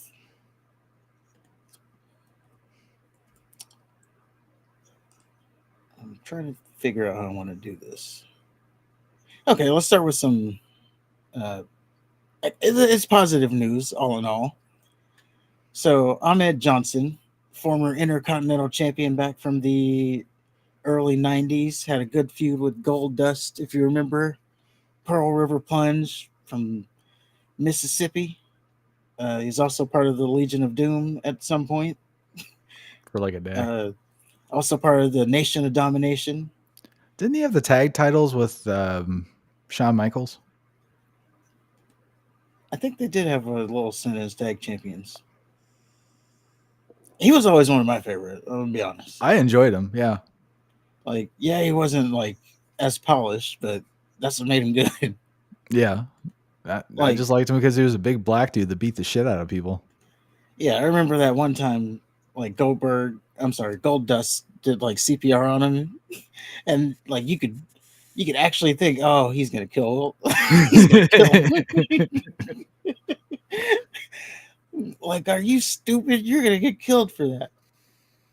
But that was in their IC title feud where, yeah, Goldust tried to save his life and did CPR. But anyway, yeah, that was his thing. Yeah. So all that to say is he was actually in a car accident. Now, he revealed this on his Facebook page, which I don't have a login for Facebook, so can't get the actual post for you. But we have this tweet from Book Pro Wrestler. Don't know who this is, by the way, but it's going to be another story here. But they seem to be the one that has a picture of it. But yeah, Ahmed Johnson, he was in a car accident here. And this was on September the 29th, so a few weeks ago. So his former WWE star Ahmed Johnson, Tony Norris, was hit by a drunk driver. Don't drink and drive, people. On September 29th in a serious car crash. Thankfully, Tony says he's okay. When you have the Lord on your side, nothing can harm you. Grateful he's much safer after such an accident. So, yeah, there's the picture. That car was mangled, and he was rear-ended. Damn. So, I think to add on a little bit, somewhere I saw, like, he mentioned having, like, a couple bruised ribs or something like that. But, yeah. That person then should be going to jail Is Ahmed Johnson driving a Nissan? Is that a Nissan? I think so. That's probably a rental. You would expect him to be in a Cadillac or a Buick. An old one, too. Not even a new one. Of course. Those are the better ones anyway. Of course. But yeah, thankfully he is okay. Yeah, good for him. Yeah, don't drink and drive.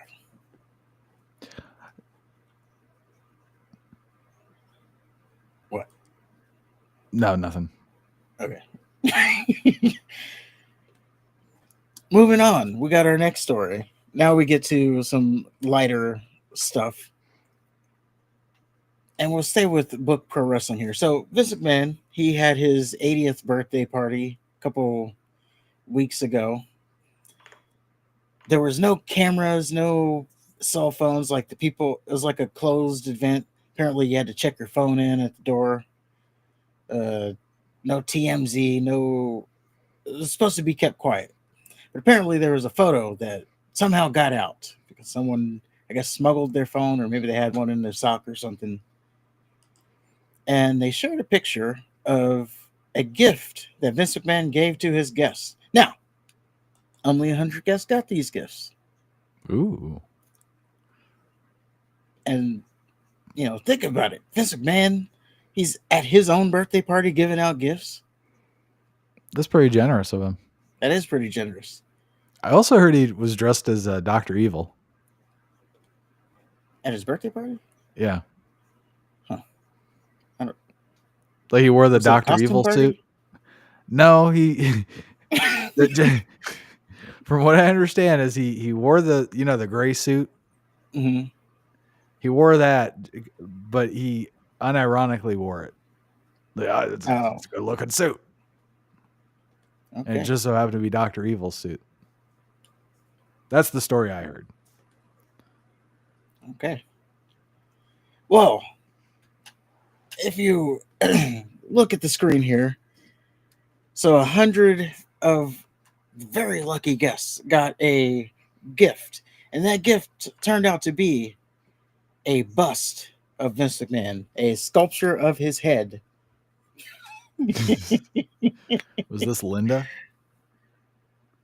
Who, next to him? Yeah. No, that's Caesar. Oh.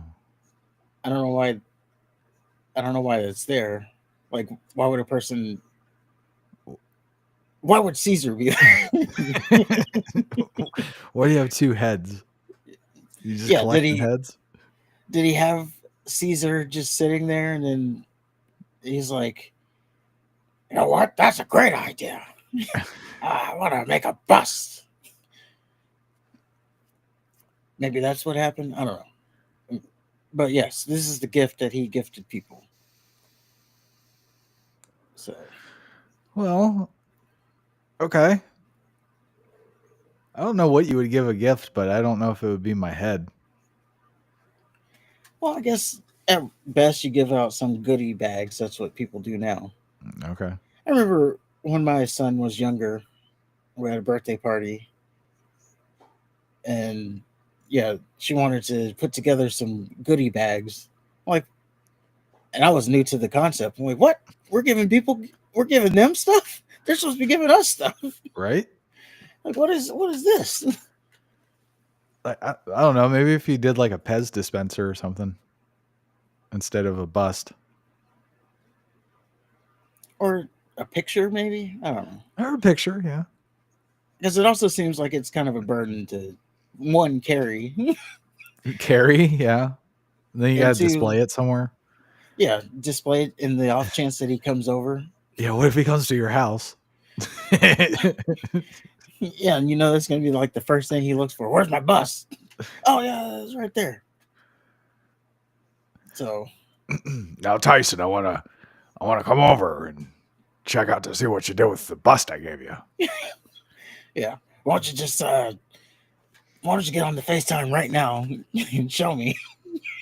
I want to see where it is. Specifically. Yeah.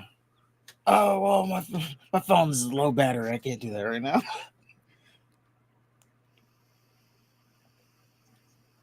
I will say though, whoever made that bus did an excellent job. So there is that.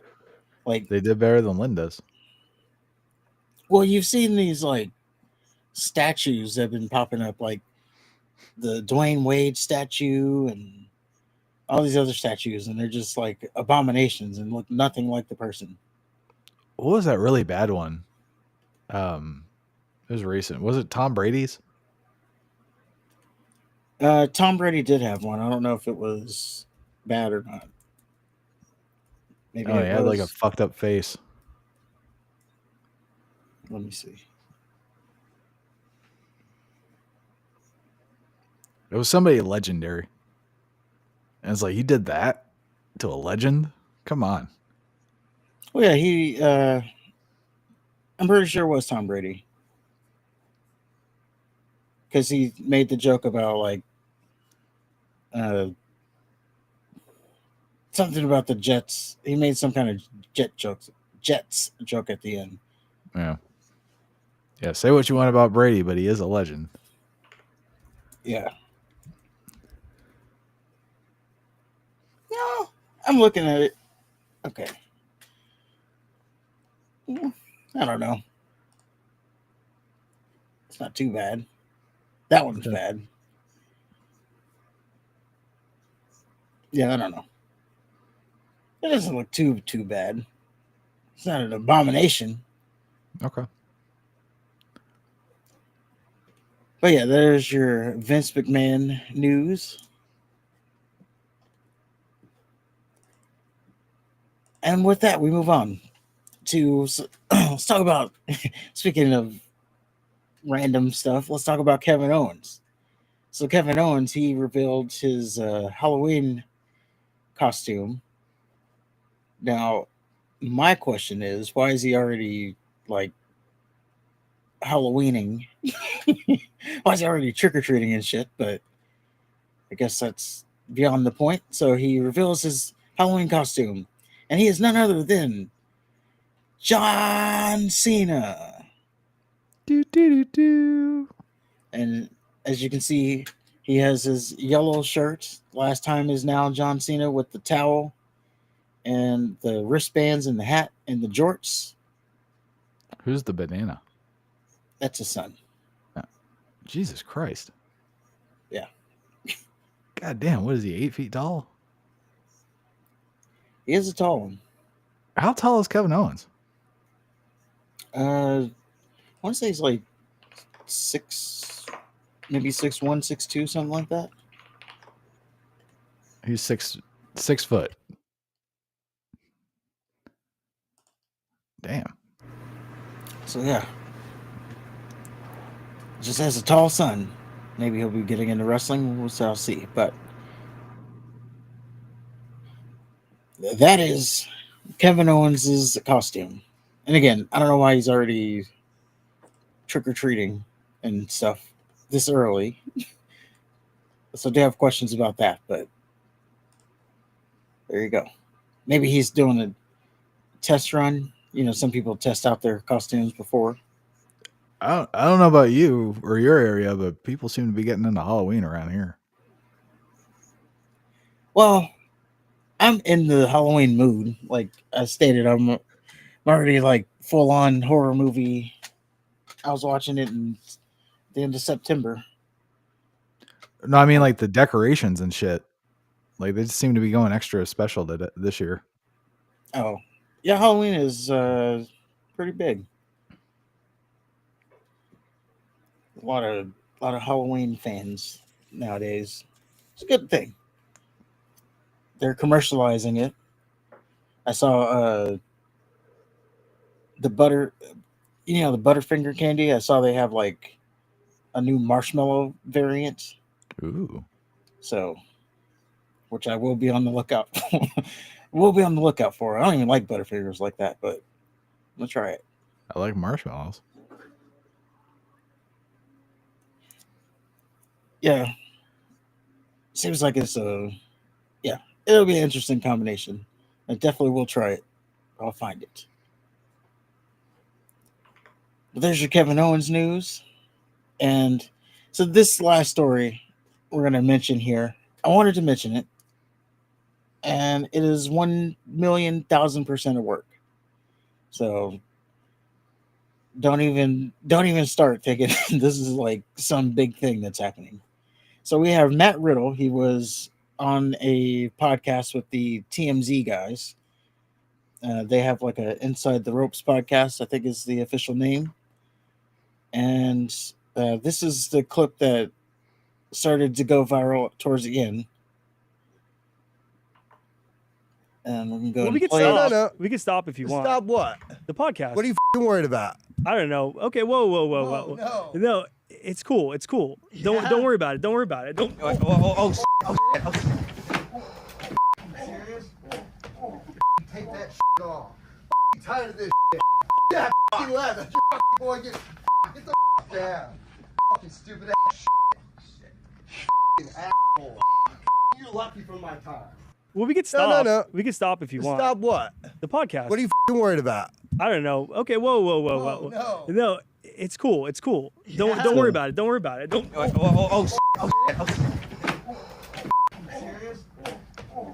Take that off. Tired of this Yeah, leather. Boy, get the down. Fucking stupid ass asshole. First of all, that censor guy was working overtime. Yeah. I wonder if they had to do that post edit. Probably, but yes, 100%. This is the work. Now, what are they working to? I don't know, but What's the context?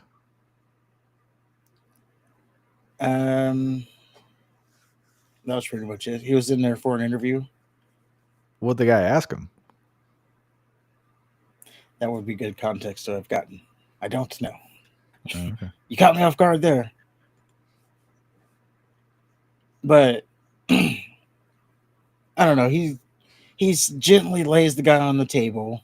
Yeah, I mean, he if anything, he lightly roughed him up. And then you kind of give him a play shove. Sit your ass down. Yeah, laugh. Yeah, and you can tell Riddle was laughing there too. So I don't Well, know. I think that would be his personality. When he's not high on bath salts.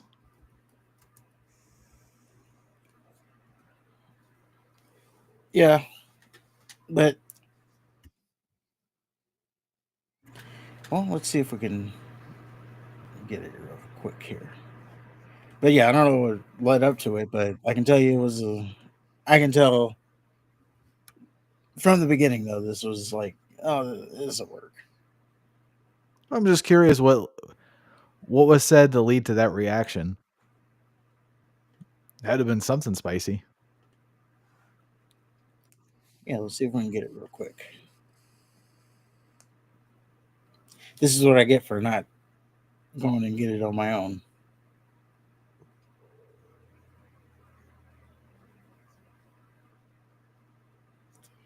Jeez, they don't even. I'm trying to look at their channel. They got it all. You can't find shit on here. What the hell? Yeah, it's not important though.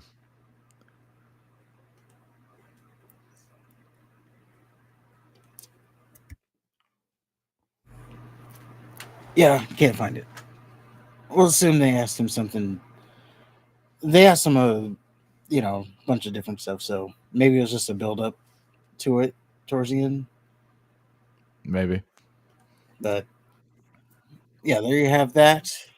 And that's your Matt Riddle news, I guess. Yeah, you can't even find him on social media here. Or maybe it's right here. No. Yeah, I don't know. And this was this. How many times are they going to have him on? They just had him on when he talked all that shit about AJ Lee and CM Punk. Like, how they already got him back on there? Well, he's a champion now. Of something. Well, that was a TMZ title, custom. Oh. So, again, if it's a work, I don't know what they're working towards, but Like, is TMZ gonna have like a indie show thing? Is this a TMZ show? Yes. Oh, yeah. Okay. So he assaults TMZ and then takes the belt. Yeah. So yeah, Yeah. are they working towards a show, or Who cares? I think it would actually be good if TMZ did a show. Obviously, they get it. Like, they're over here doing these stunts. They get wrestling. Wouldn't just be like some kind of boring thing, I would assume. Like, it'll be the carniness of wrestling if they did something.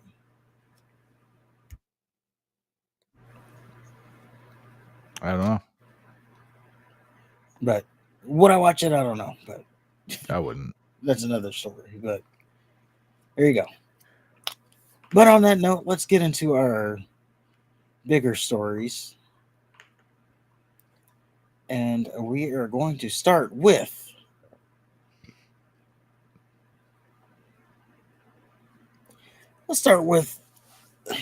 the lightest news, obviously the shocking news of the week, if you will. So, AEW, they had their 6th anniversary show. It's been 6 years since they've been on TV. And we have a moment here. We have Kenny Omega. He'll be in the ring here. We got the first clip there. Kenny Omega, he's in the ring cutting a promo on the 6-year anniversary. And we'll let the moment speak for itself.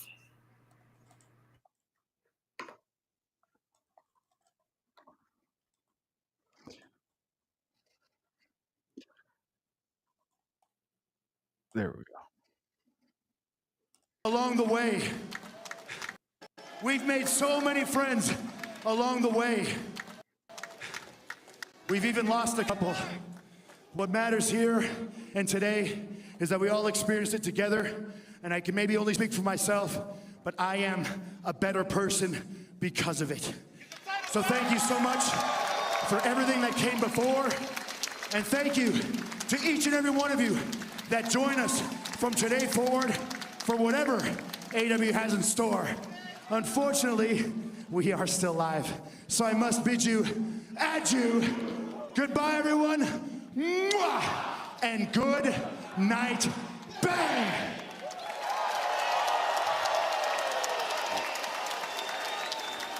Very well said by Kenny Omega, but some sort of issue with the lighting here. Thunderstorm outside.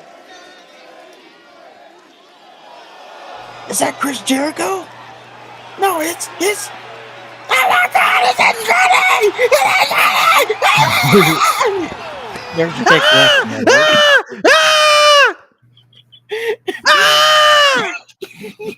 Oh my God!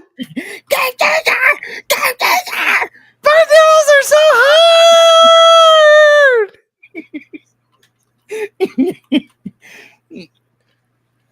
There we First of go. all, Did we do it right? The reaction. I don't know. My head hurts, so I hope so. First of all, Kenny Omega looks old as fuck now. Jesus Christ. The guy's injured. Yeah, I know he's had a hard go of.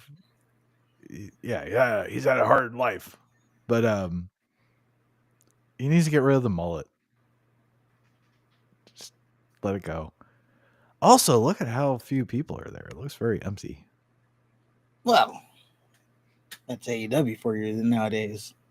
They're coming back. I guess. I don't know. And it feels like the camera is super tight. Yeah, it's not WWE where they're showing the crowd and the upper deck and all that. Just very taunting how much money. I mean, how many people are there? But Andrade's back. Yes, he is back in AEW. And for some reason, they were cheering. They were. They were Why would very you excited cheer? to see him. Now, this makes him, Andrade was formerly in WWE. Just to give you a quick recap here, he's in WWE. Started out, he was in NXT. He had his big run when they paired him with Zelina Vega. He makes it to the main roster. Zelina Vega and Andrade eventually would split because for some reason they wanted to have Zelina Vega be a wrestler and Andrade not have a mouthpiece, How'd that which work ended out? up being bad for both of them. I'm sure Zelina's working it out though. I don't know. Where is she? Not Off that I TV? miss her. She's waiting in the wings, I guess. I don't know. I don't know where she is really. I mean, she's doing Twitch streams with people, Oh, good so for her. she's not hurt. But I don't know. But they paired her. They broke them up, which then turns out would be the end of Andrade's relevancy. He eventually gets tired of it, goes back, or I'm sorry, jumps ship, goes to AEW. He gets to AEW and has a lackluster run in AEW. So much so that he didn't want to be there anymore. So he asked for his release. He Only punched Sammy to, Guevara in the face. allegedly. Did we ever get confirmation on that? Well, I guess we did. Sammy said it. Yeah, he got in that fight with Sammy. But he gets released. He goes back to WWE. So now we've gone from WWE to AEW, now back to WWE. He gets there. Really, all he did was team with Rey Fenix and break up with Charlotte Flair, which I think is a bigger part of the story than people are considering. Well, weren't they divorced before he got back there? Well, the news came out after he got back, so I don't know. I don't know when it actually happened. I'm pretty sure it was before. Before he got back? Why would he go back? Why would he go back if they are divorced? Like, why would you do that? He thinks he got another chance. I can get her. I just gotta get back. Who knows? You'll have to ask him. Yeah, it doesn't seem like a smart move if you do that. But he goes back to WWE. Depends on how often you actually see her. They're on the same show. Well, yeah, but it's not like they're in an office together. They're filming separate things. They're in a big ass arena. There's ways for them to not be around each other. Well, there is, but as a matter of fact, it was right before the Tiffany Stratton's feud that the news got out that Charlotte Flair was divorced. Yeah, but if I recall, the story came out before that though.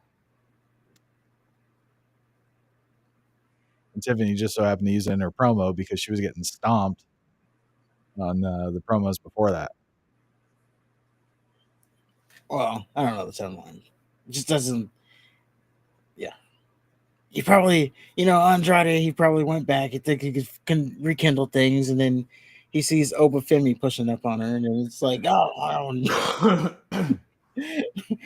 have to use Oba Femi now because Bobby Lashley's not there anymore. Well, I think here's what I think happened. I think at the time when he was with the AEW, he was still married to Charlotte, and he burned his bridge at the time with AEW by trying to get fired so he could work with his wife. That finally happened, but they're divorced. And of course, they don't have anything for him. And he's not happy working because he's not with his wife or his friend or anything. He probably doesn't have any friends there anyway because he's a cokehead, allegedly. Allegedly, of course, yeah. So I think he kind of got buyer's. Yeah, I think he set like a chain of events that he couldn't stop when he was with his wife. But once it happened, all he could do is go back with his tail between his legs. If that makes sense. Yeah, so according to some sources, he failed some wellness policy, aka he was taking drugs and he got busted, which led to his release.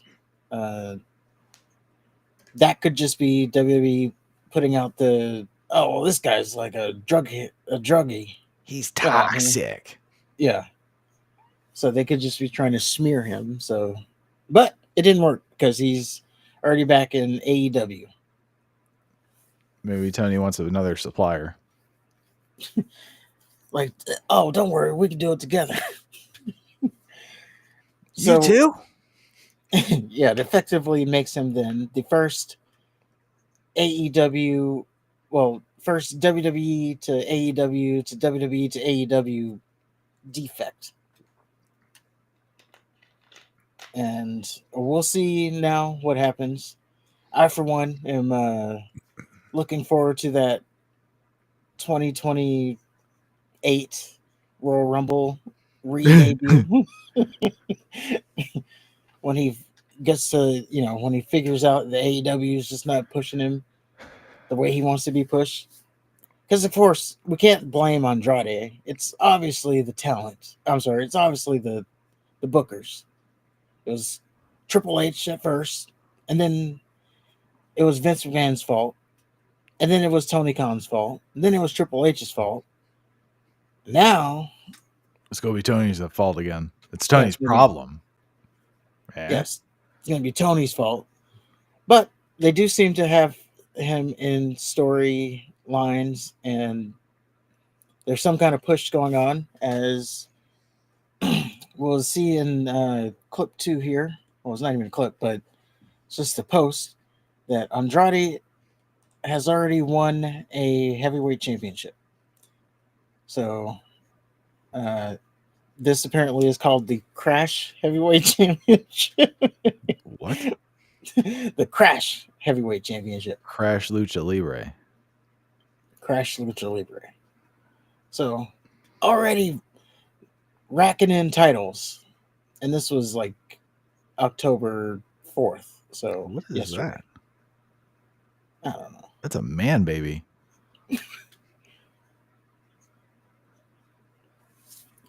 So then the question is he going to be on some like Mercedes Moné type arc where he's just winning all these obscure titles so that he can be on TV wearing 30 titles? I don't know. I read that they only wanted him because they wanted more Hispanic representation or some shit. And whenever I see that, and my spidey senses go off because it's not, you don't have like a plan for him. Clearly, you just want him to check off a box. Yeah, I saw that. I don't know how much stock I put into that. Meltzy said it, and he touches tips with Tony Khan. What are you talking about?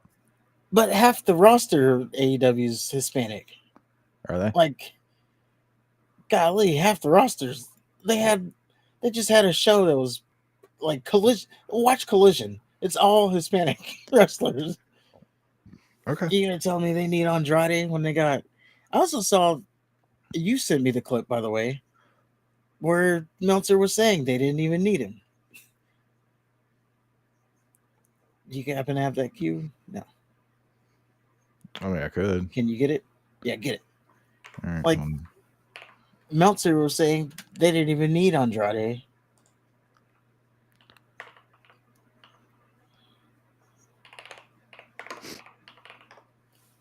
Sorry, I just thought about it. That's what all good. On deck. While he's getting that, we got 5 in the chat. Feel free to like and subscribe if you haven't already. Talking about Andrade jumping ship for the 100th time back to AEW. And is he going to do something? Because it seems they're already on a Mercedes Moné-esque run with him, where he's going to just collect meaningful titles from different promotions. All right, I think this is it. So we shall see.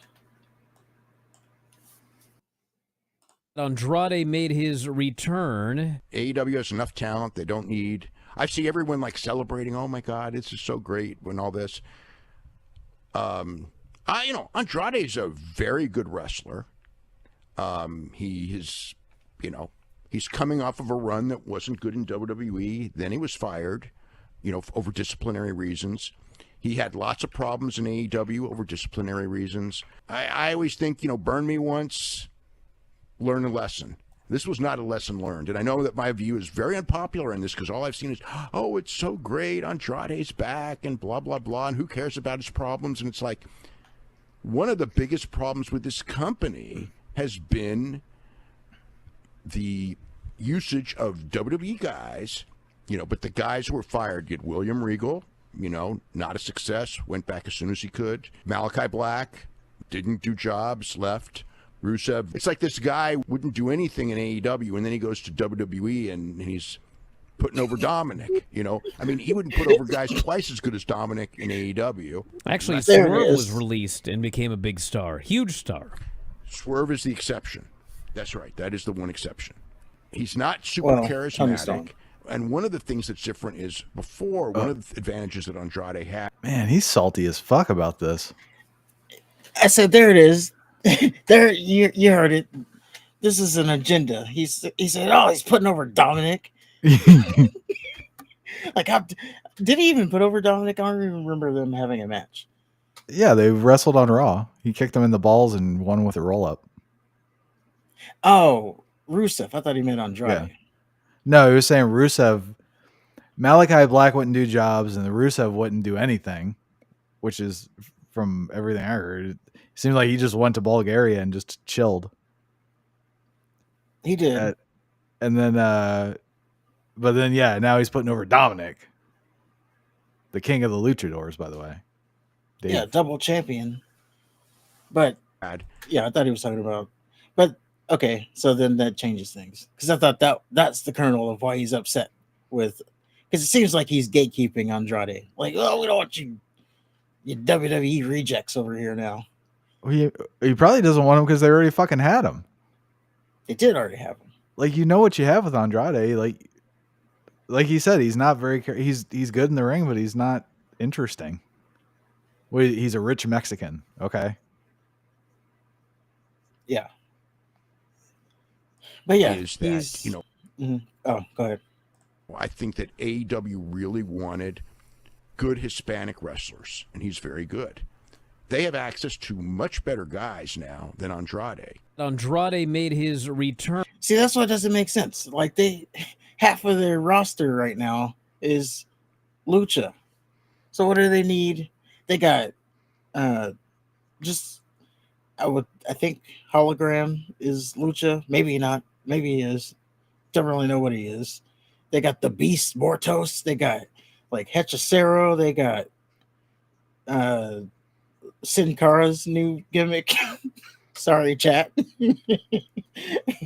I wanted to call him by his new name, but it's Sin Cara.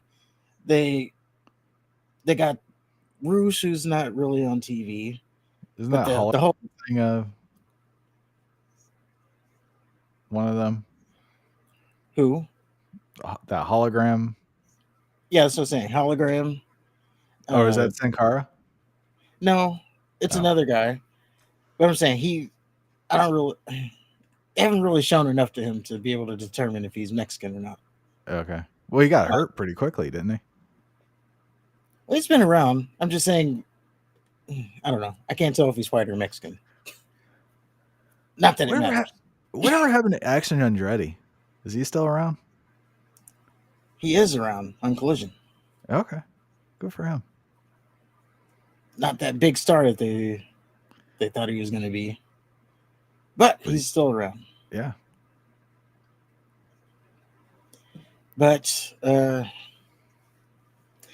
I don't think Andrade's going to be making too big of splashes. But maybe they know that now. Maybe they know that he's just going to be a middle-of-the-road player. Like, you're not going to be, headlining whatever, All Out anytime soon, or All In, or Revolution. You're not going to be headlining any major pay-per-views. Why is he taking out Kenny Omega his first night back? So he can lose. Maybe he wins. I don't know. I'm just saying, he's not going to main event anything because Kenny Omega's still a main event player over there, isn't he? He is, but he's not the main event because he's not really in the main picture, which I would say, if you're competing for the world title, you would be in the main event picture. Okay. So, but yeah, it didn't make sense that Meltzer was talking about, they brought him back because they wanted a strong Mexican presence for, and what I saw was like for their Fox Hispanic affiliation. Maybe they feel got like enough. Well, maybe he feels like the current roster, the name value isn't there. Even Sin Cara. Maybe he just, maybe he thinks Andrade can be everything that they're not. Andrade's he's a name. He is, but you better put a mouthpiece with him, because without a mouthpiece, now to be fair, they do have him with a mouthpiece right now, Don Callis. Oh, good. But he's also Jesus Christ, how many people is Don Callis managing? Well, I was just gonna say he's also part of the Callis family, which has approximately 18 members by count. He's like the modern day Jimmy Hart. Yeah, he's just he's just gonna be out there like all show because every other match has one of his guys. Yeah, which is an old school approach. So you can give him credit for that. But I mean, no, I'm not hating on it. It's a lot of people to manage. Yeah, so I like Don Callis. I like the Jackal. Yeah, he is good.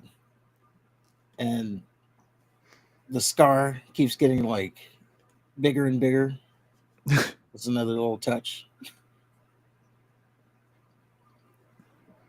But yeah, there's the Andrade news. We'll see what happens with Andrade.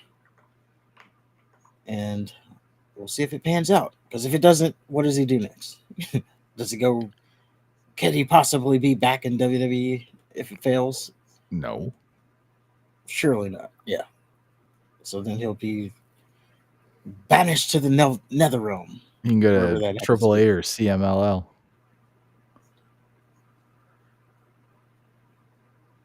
Well, that would be a WWE thing. AAA. Maybe okay. CMLL. No, you can go to AAA. They just wouldn't use them. All they've used is like that fucking iguana guy and like the crazy Joker guy. Yeah.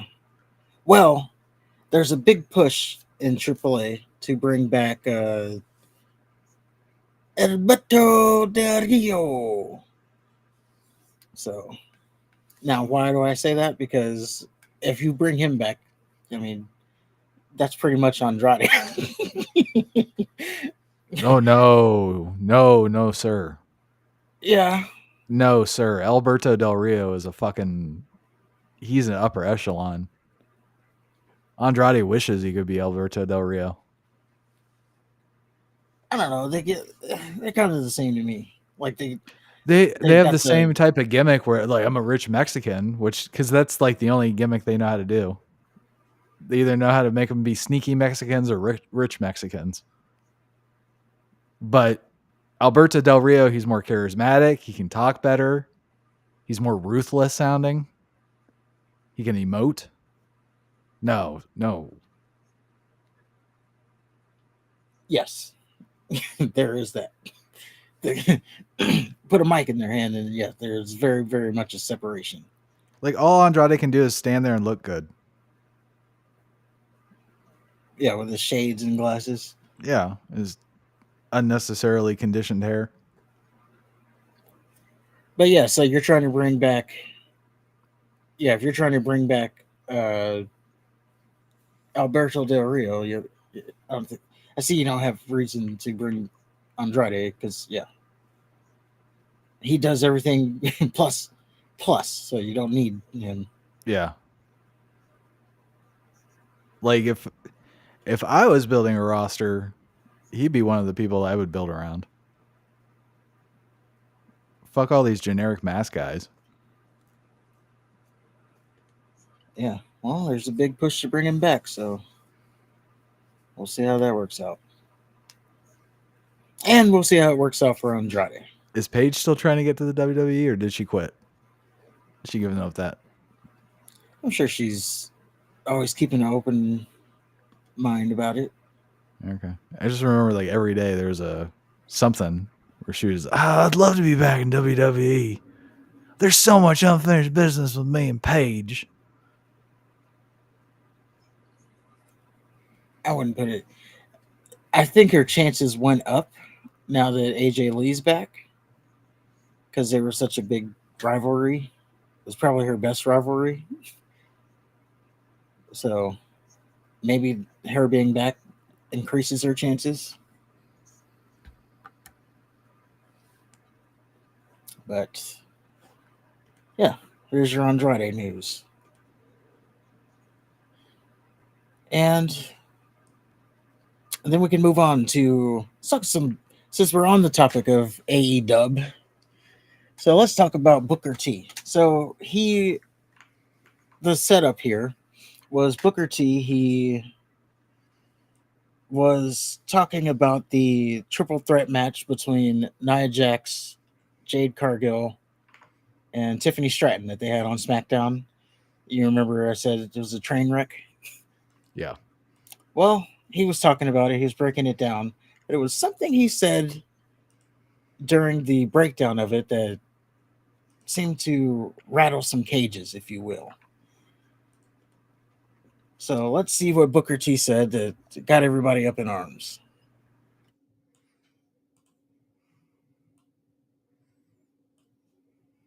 Best position to be comfortable in the ring doing that kind of stuff. I think it's the most important thing there again, because you got an NIL.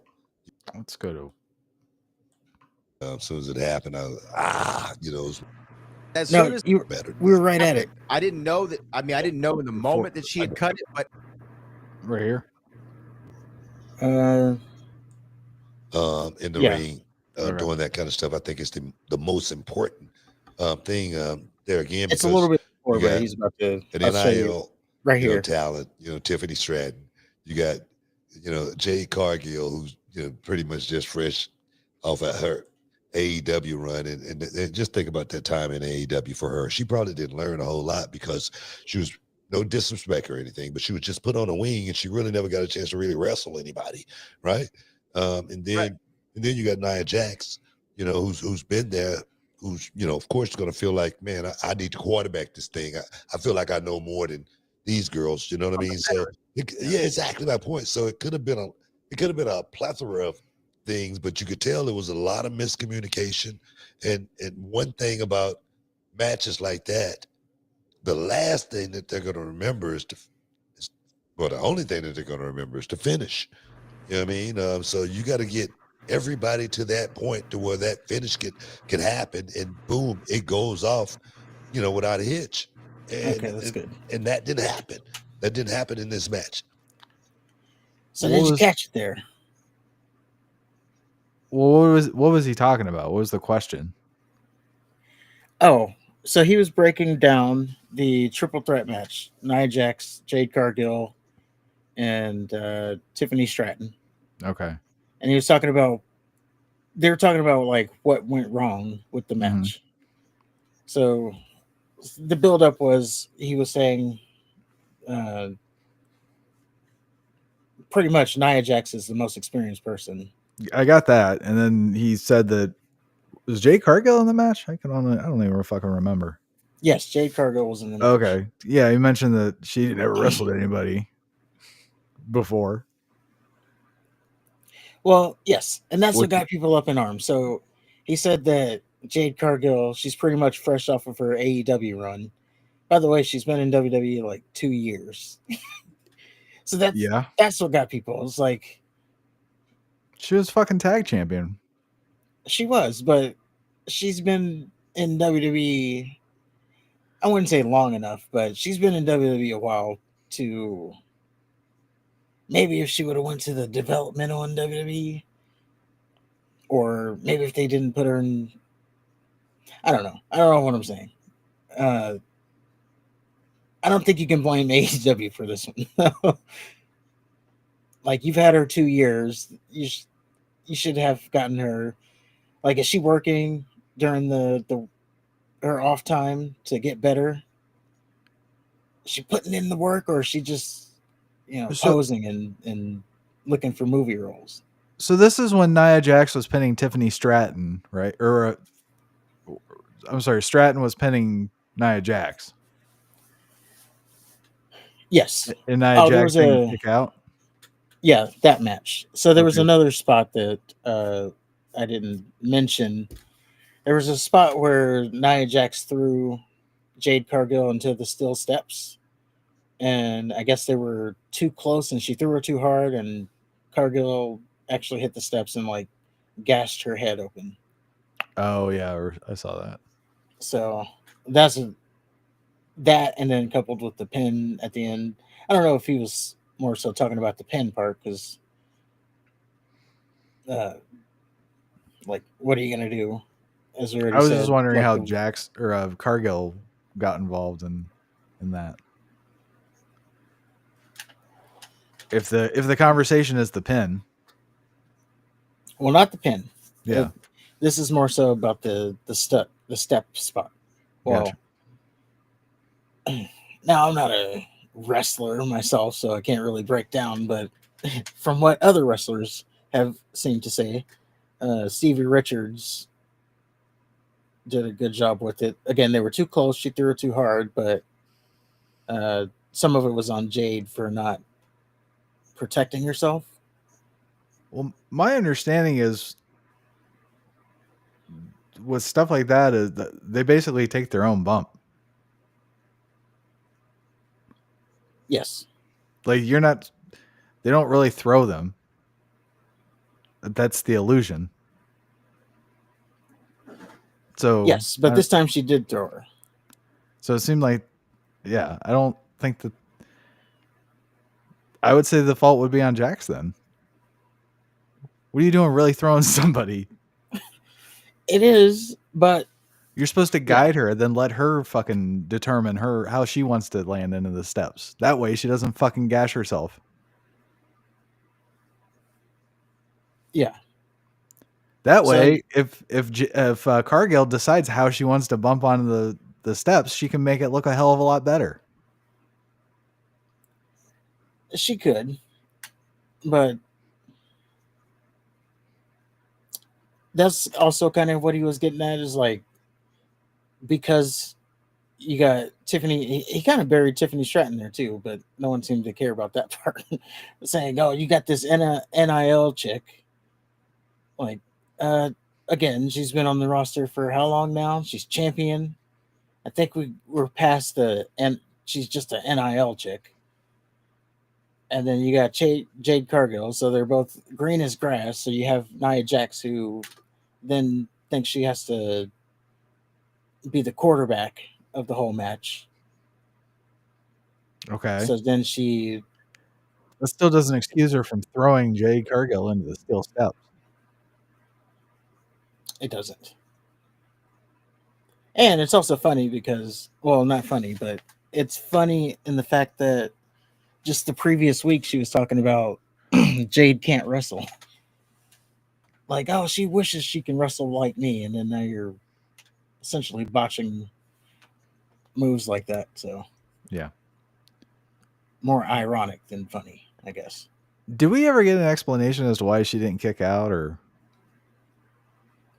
no? Okay. From who? Anybody? No. Okay. I mean, we didn't, but Charles Robinson was on the Chris Van Vliet show, and he mentioned, not for that specific spot, but he mentioned the fact that the refs are so scripted now that if they know it's not the end, they're already, it's already in their mind that they're going to pull the count. So then they can't just switch and count the 3 because of the botch happening. Well, I want to know what happened with Nia Jax. Like, did she hit her head? Did she get confused? It seemed like she just missed the spot. Okay. Because she kicked out way after.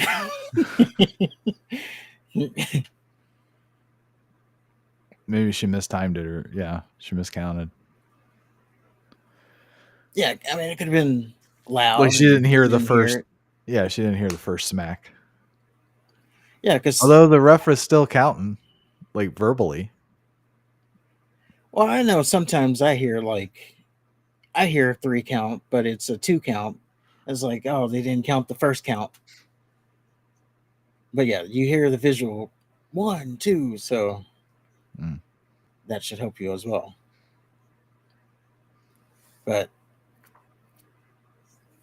now, and again, Booker T, he did a couple weeks ago said he doesn't even watch AEW, so how would he know what Jade Cargill did in AEW if he didn't watch it? She told him. Oh, okay.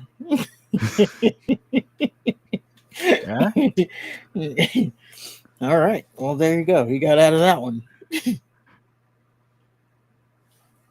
But there you go. That's Booker T burying AEW for no reason. Did he bury him? Well, you essentially if anything, he's buried Jade Cargill up. Not Jade Cargill, but because he's also burying WWE. He's saying that she hasn't wrestled anybody up to this point. What the fuck has Jade Cargill done? No, he was saying she didn't wrestle from her AEW stint, so they haven't had time to train said her AEW. properly. Well, yeah, he said she didn't wrestle anybody over there. I see. Okay. So WWE hasn't really had time to, Oh, they've had time. No. Yeah, 2 years. And they started off slow with her, and the reason why she was tagged with Bianca is because she was so green, and they didn't want to put her in NXT because she looks so good. Yeah, I was saying they didn't need to put her in NXT, but then you'd have to treat her. I don't know. It's almost then like the Goldberg thing, where you gotta pretty much make him squash matches, so he's not in there doing too much. And then you train on the. They don't do that. Yeah, she's over here having competitive matches and 20-minute matches. Which I'm not saying they're bad, but that's a credit to Tony Khan then, because didn't he book her to do squash matches? Yes. So he knew that she sucked, and less time in the ring, the better. Now Triple H, his ego is so fucking huge. He thinks he can turn her into fucking Vern Gagne or something. Oh no, I can work on her. Yeah, she's my project. But I do have to question, like I said, is she really putting in the work, or is she going and is she using this as like her stepping stone for movies and modeling and whatnot? Because I mean, it has been 2 years. Why are we not seeing the leaps and bound progress that we should be seeing? Tiffany Stratton's also been there. Well, I think she's been there a little bit longer. Tiffany Stratton. I don't know. What progress are you wanting to see from Jade Cargill? I don't know. I'm good. I'm good with where she's at. Okay. I'm just talking on his point. Her getting thrown into steel steps, I don't understand what her experience level has to do with that either. Maybe she would have been able to combat that if she had more experience. Okay. She's got a big Samoan lady throwing her into steel steps. I don't know if there's too much she can do. But take it. Yeah. And again, these are the pros saying this stuff, so I can't really. I just have to go by what they say. I just know from what I've heard is they're supposed to kind of take their own bump on that stuff. Yes. So if Nia actually threw her, that she's the one at fault. I don't know why you would blame Jade Cargill for Samoan lady throwing her into steel steps. Does not compute. And I don't understand how that's AEW's fault. That Nia Jax threw Jade Cargill into steel steps. Because, yeah, it's just them throwing AEW under the bus for whatever reason. But And that's for not watching them and not caring about them and wishing them a whole bunch of success, he sure does like interject little sneak disses. I guess I wasn't a sneak diss, but little shots. Yeah, he takes jabs every chance he gets. Yeah. And they're the plausible deniability jabs. Like, oh no, I was just talking about this. I wasn't really talking about AEW. When you know damn well we can all see it. Yeah, usually when someone says, I don't mean to disrespect, something disrespectful is coming out. Of course. But yeah, there's your Booker T bearing AEW once again news.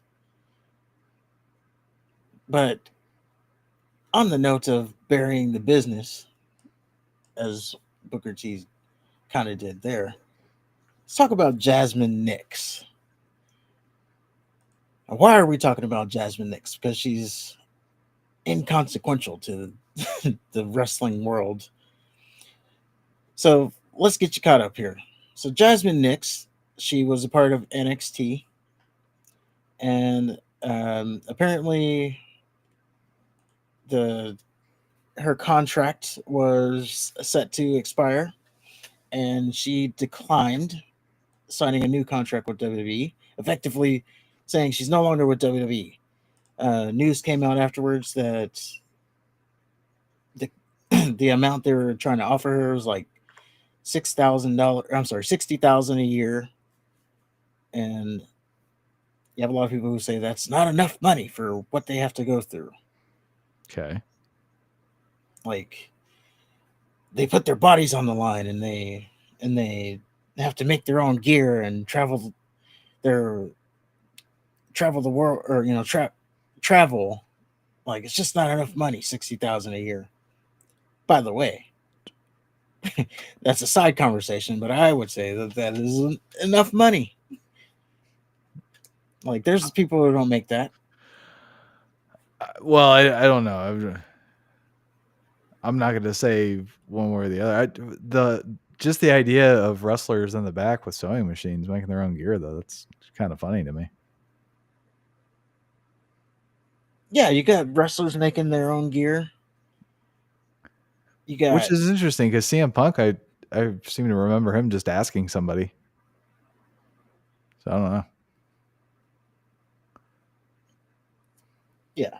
And that's not even a good argument. Oh, they got to make their own gear. Well, you make one gear. Right. Like, you think you are Seth Rollins? No shit. Like, you make one gear and that's it. Like, nobody even knows who you are. Yeah, why you gonna have something different every week? Whoa. So I want to be just like Flair. I don't want to wear the same boots twice. Yeah.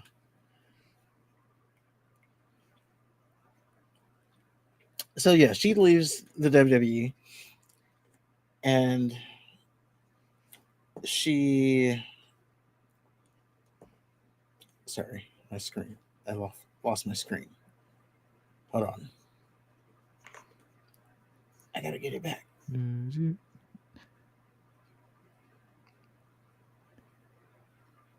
She leaves WWE. She joins OnlyFans. No. Oh. Not yet, at least. Now, she's actually came out and said that she's not going to join OnlyFans. Okay. She said that herself. She gonna go straight to Pornhub. We'll see if that holds true or not. But what she did say, well, okay, so yeah, she gets fired or she leaves WWE, whatever. And then I guess the story is that this video comes out afterwards, like in the timeline. So it's clip 1. So you have her and her boyfriend training wrestling, and I'm guessing the context is that this is after the fact. Like this was recorded before, but aired after she had left WWE. Because why, if you're not going to be wrestling anymore, why are you still training? Or maybe she is. I don't know. Maybe Tony Khan will break out the checkbook and sign this lady. She is a former WWE person. Yeah, he likes that. I mean, she does look like she. This is real. Yeah, no, this is real. Close. She does look what? I said she does look like she does have some good qualities that will help companies. All right. No, I'll show you the quality in a minute here. Okay. Because you're in a headline. It's real. This is real. Yeah, no, this is real. Close. Oh. Today is day 11 of testing out me and my girlfriend's athleticism, and today we're doing her profession, which is wrestling. I have no idea what the I'm doing in here. Shout out to Legend Social Casino for letting us be here today. Any words of encouragement? Good luck. Any advice? You always say how easy it is, so let's see. Show me. I don't say it's easy. Yes. It's just fake. So you don't even have to touch your head. Okay. Do I look like Jeff hold Hardy? on. It's my idol. That's strike number 1, where you just said, "Oh, it's just fake." It's not. Okay. I'm not saying it's easy. It's just fake. So that's strike number 1. Okay. Wait, so when wrestlers say it's fake, Well, they say it's scripted. No, wrestlers say it's fake too. Oh, come on, it's fake. Don't take us so seriously. Wrestlers don't really try to. They really steer away from the fake word. The real wrestlers do, but not today's wrestlers. They'll say other things like I'm playing a character or stuff like that, but I don't know. I've never heard anybody say just flat out. Especially when they're like, when fans are going overboard. Oh, it's fake. It's a fake sport for a fake belt. Al Snow says it. He's not active. Yes, he is. No, he's not. He's running OVW. He's not active. He's active. I'm sure he's doing something. He doesn't need kayfabe. He took a clothesline last week. I bet. I'll bet money.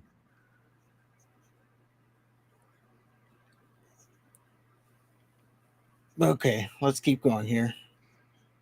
So there's the first part. Yeah,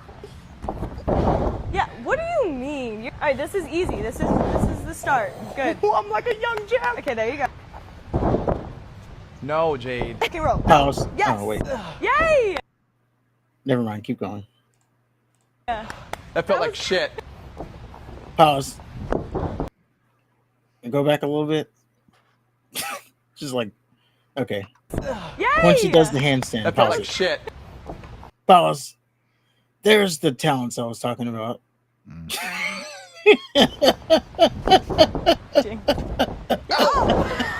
Hands close. Oh! Now you see the talent. down slow. Tuck to right. Yes! Oh yeah. Okay, Oh, so you get the idea. We yeah. can go to the end here. He's running like a bitch. Yeah, okay, that's good. That was good. He's lightly he's lightly jogging. You gotta attack them ropes. You gotta get bruises on. If you treat it like a little kid, then yeah, it's gonna. I don't know. I don't know what I'm trying to say. Well, so yeah, this goes on for a little bit, and then we can skip towards the end. You get the idea. They're just training wrestling, and I didn't timestamp it. I think it would be about the last 10 seconds. Mark Henry? No, this clip. But if you go to the last 10 seconds or so. I see. Oh, go back. It's here. Go back a little bit more. A little bit more. A little bit more. Golly, I didn't know it was that long. Okay, a little bit forward. No, I guess we can play from here. We can play from here. Son of a bitch. All right, guys, we just got done wrestling. That shit sucked. Everything on my body hurts right now. But I will tell you one thing. That's fake. Now let me show you something that's real. Okay, we're gonna go put in a parlay with Legend Social Casino. We got Tennessee versus There it Georgia. is, strike Tennessee two. plus 5.5. Okay, we got LSU money line, and to finish it up, He was tumbling around. He was talking about how he couldn't do it and it sucked. And I don't know. I don't see how you could say fake. That and he was being a bitch about it. Did you see how he was running the ropes? I know. He's Stone running Cold like kicked him out. Yeah, you can tell from like Tough Enough and LFG, they really take running those ropes serious. You can't be not running the ropes hard. Well, if you watch YouTube videos of people, playing wrestler for a day, when they run the ropes, that's like the most surprising thing that fucking hurts. Yeah, because they're like just cables. Just, But I yeah. don't know. He didn't take it seriously. So for him to say it's fake, he needs to pull his goddamn pants up. Definitely didn't take it serious. Now, again, this comes after she says that, oh, yeah, it just wasn't enough money. So you got to keep that in mind, too. She says, they weren't going to give me enough money. I'm worth way more. So I'm walking. So Mark Henry, he was on the TMZ Inside the Rope show, and they were talking about this very, very. So this is the clip of reference. So Mark Henry, they asked him about it. So we'll play clip 2 here. This is what Mark Henry says about the whole thing. I love Raj Jackson. No. That went viral. Jazmyn Nyx, who just left WWE. Yeah. Her boyfriend was in this video calling wrestling fake over and over and over. And we, as wrestling fans, I would. Hold on. Is this before or after Matt Riddle kicked his ass? I don't know. Okay. So that's a angry good when I question. saw this video. Valid This really question. set me off this morning, actually. You said "damn." You just quoted "damn" on the top of that, and a lot of people are wondering your thoughts on that. On what? Can you elaborate? That was a little strong. I ain't like it at all. But it's our fault because we're the one that let them in the business, let her in the business, let him in the business. Just because you can don't mean you should. There's a lot of people that you shouldn't bring them into business. It's like, who's gonna marry your daughter? You gonna let some random smuck marry your daughter? No way. I am not. That's what we do in wrestling. We let schmuck, random smucks in wrestling, female and male, not smuck, because they look good or they accomplish something. Just because you accomplish something don't make you a candidate for the trust of our industry. Right. But we do it. But then they say, well, how do you know? How do you pick? Passion and love for the industry. I was a fan. When the WWE found me, they found me because I was already actively acting like a wrestler. Yeah. Man, I was doing the poses and I was flexing and I was talking trash. I was being that kid. And they were like, man, this dude is tailor-made for wrestling. We got to bring him in. There are people that go to NXT, they've never heard of wrestling. Ugh. I hate that. Yeah, that's awful, man. And not just NXT, but every indie promotion. Man, I've fallen into it. I've fallen into it. I kind of want to watch the rest of that. But yeah, that's what he said there. So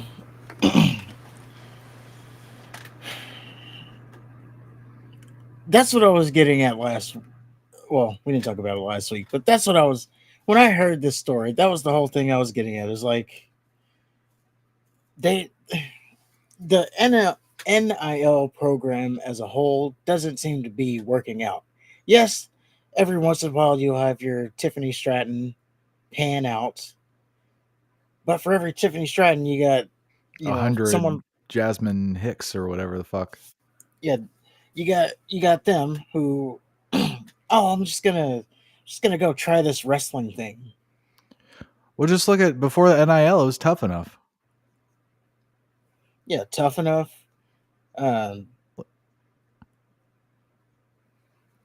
Even I mean, so yes, there is the argument that it works out sometimes. Mark Henry worked out, Kurt Angle worked out. For what? Ken Shamrock? Like worked out as they became part of the business. Well, they became wrestlers. Yeah. They were in other things, but then they became wrestlers and they were really damn good at it. Actually, I think Angle was just a wrestler. Yeah. Ken Shamrock, would you put him in there? I don't know. No, did he really pan out? He quit. Fuck yeah, he panned out. He broke the mold for the MMA guys. Yeah. Well, he definitely was better off than like Dan the Beast Severn and Tank Abbott. Which is sad because Dan Severn was better than Shamrock, in my opinion. Not a better talker. Yeah. Yeah, he was a better, like, tough guy persona. Like, well, you knew when, like, the way he would walk to the ring, you're like, oh, someone's about to get fucked up. Yeah. Plus, he had that badass mustache. Yeah, like Tom Selleck mustache. But, yes, for every one of those, you still have where it doesn't work out. So you got, like, Jazmyn Nyx. Doesn't, what's that guy's name? Gable Steveson. Didn't pan out. They tried to make him the next Angle. Well, I don't think his reason for failing or not panning out was different from this bitch's. Travis Scott. That would be a more apt comparison, I think. Maybe. Yeah, you get into it, you realize it's not as fake as it seems. Yeah. And yeah, like you just maybe they just need to vet people better. But I think overall this is like what's going wrong with wrestling. This is why wrestling's failing now. It's because you have people who don't really care about wrestling. Oh, it's being been the like talent that, that they're bringing in. Do you? We talked about it last week. Remember that Tough Enough with Stone Cold, and that one chick was like, "Oh, Alicia Fox is my favorite wrestler." Yeah, they should have got her out. Like, what's your favorite Alicia Fox match? Oh, I can't name one. I just like her. I like her interviews. Or you got people who are like, "Oh, my favorite is Nikki Bella." Oh yeah, well, I didn't really watch her wrestle. I watched like Total Divas. Get out. Get the fuck out. Like, yeah, there was someone who said that. Like, oh yeah, my exposure was Total Divas. Like, what are we doing? Yeah, maybe gone are the days where you'll have people who are sleeping in their cars because this is like all they know. Or maybe it should not be all they know, because all they want. That should probably be. They've lowered the bar so much to where, like, anybody can do it. Where it used to be like the people who really wanted to fucking do it were doing it, and they vetted the people that wanted or that they let in. Yeah, and yeah, maybe gone are the days where you have to work your way through the indies. But Well, that's because they keep buying up the indies. well, that too. Like, yeah, maybe gone are those days, but you can still pick people. Yeah, have a better vetting process to where you have people who at least they should know about wrestling, at least know what wrestling is. Like, The standard needs to be higher. You don't. yeah, It doesn't. You don't need to go back to the days where you have to prove yourself in every bar fight or whatever. But you do have to at least want to be there. yeah, I saw it wasn't Jazmyn Nyx. There was this other lady. She had gotten fired, and she put out a YouTube video. It's like, my time in WWE or something like that. And she's like, I didn't know what wrestling was, but I saw it and I wanted to try it out. Like, no, no, those people shouldn't be in the business. I guess. Well, I mean, trying it out is one thing, but I don't know. My problem is they're not a fan of wrestling, and then this is why we get what we get. Is because Great. So the people there don't really care about their craft. They just want to. They just think they're getting, their bigger opportunity, and then they'll leave first chance they get when they get something better. Great. So they're not a fan of wrestling, but they want to try out. So that means that they're going to stay in developmental. They're not even going to sniff a television camera. That's the thing. Don't put the motherfuckers on TV. Yeah, which is where Jazmyn Nyx ended up. Like she was in developmental NXT for her stint. Like, I would imagine those types of people are really easy to spot. So for you to just, I don't know, give them that instead of letting them prove that they want it or they've earned it. Although I've never seen 1 second of Jazmyn Nyx, so maybe she's great. I haven't seen her either. I'm gonna be honest. Didn't know about her until I saw that video of her complaining about $60,000 not being enough. Yeah. And then again, that caused a whole other conversation in itself. Like, yeah, one side's like, oh, well, it's not enough when you have to factor in all this, gear and all this other stuff. But then on the other side, like I said, you have people.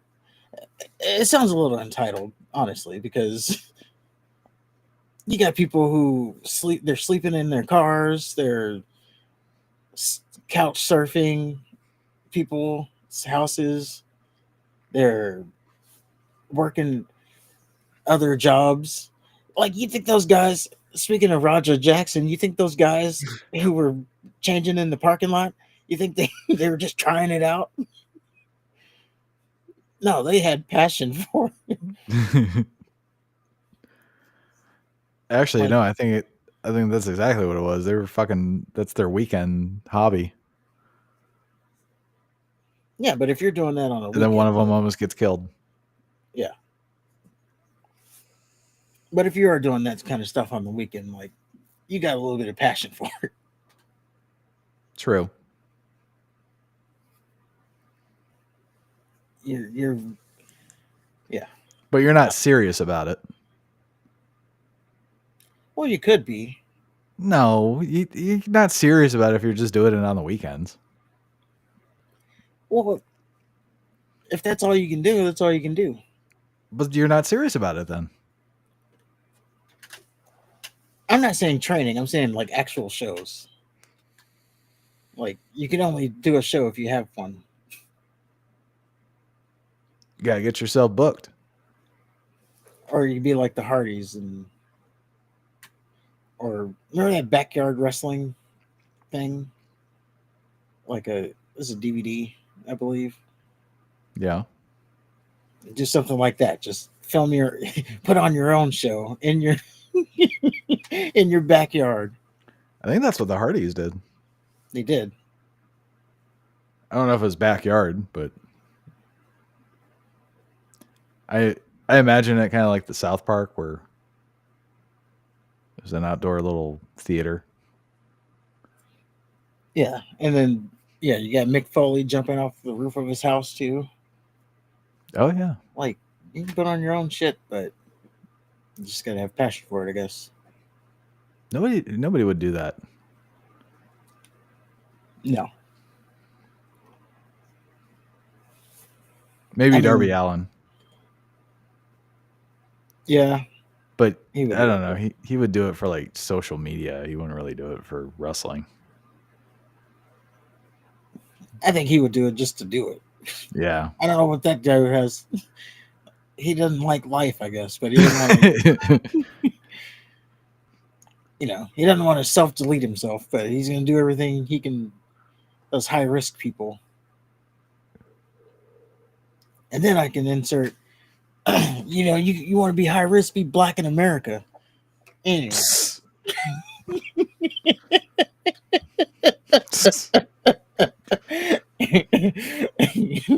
That's high risk for you. I bet. Get pulled over.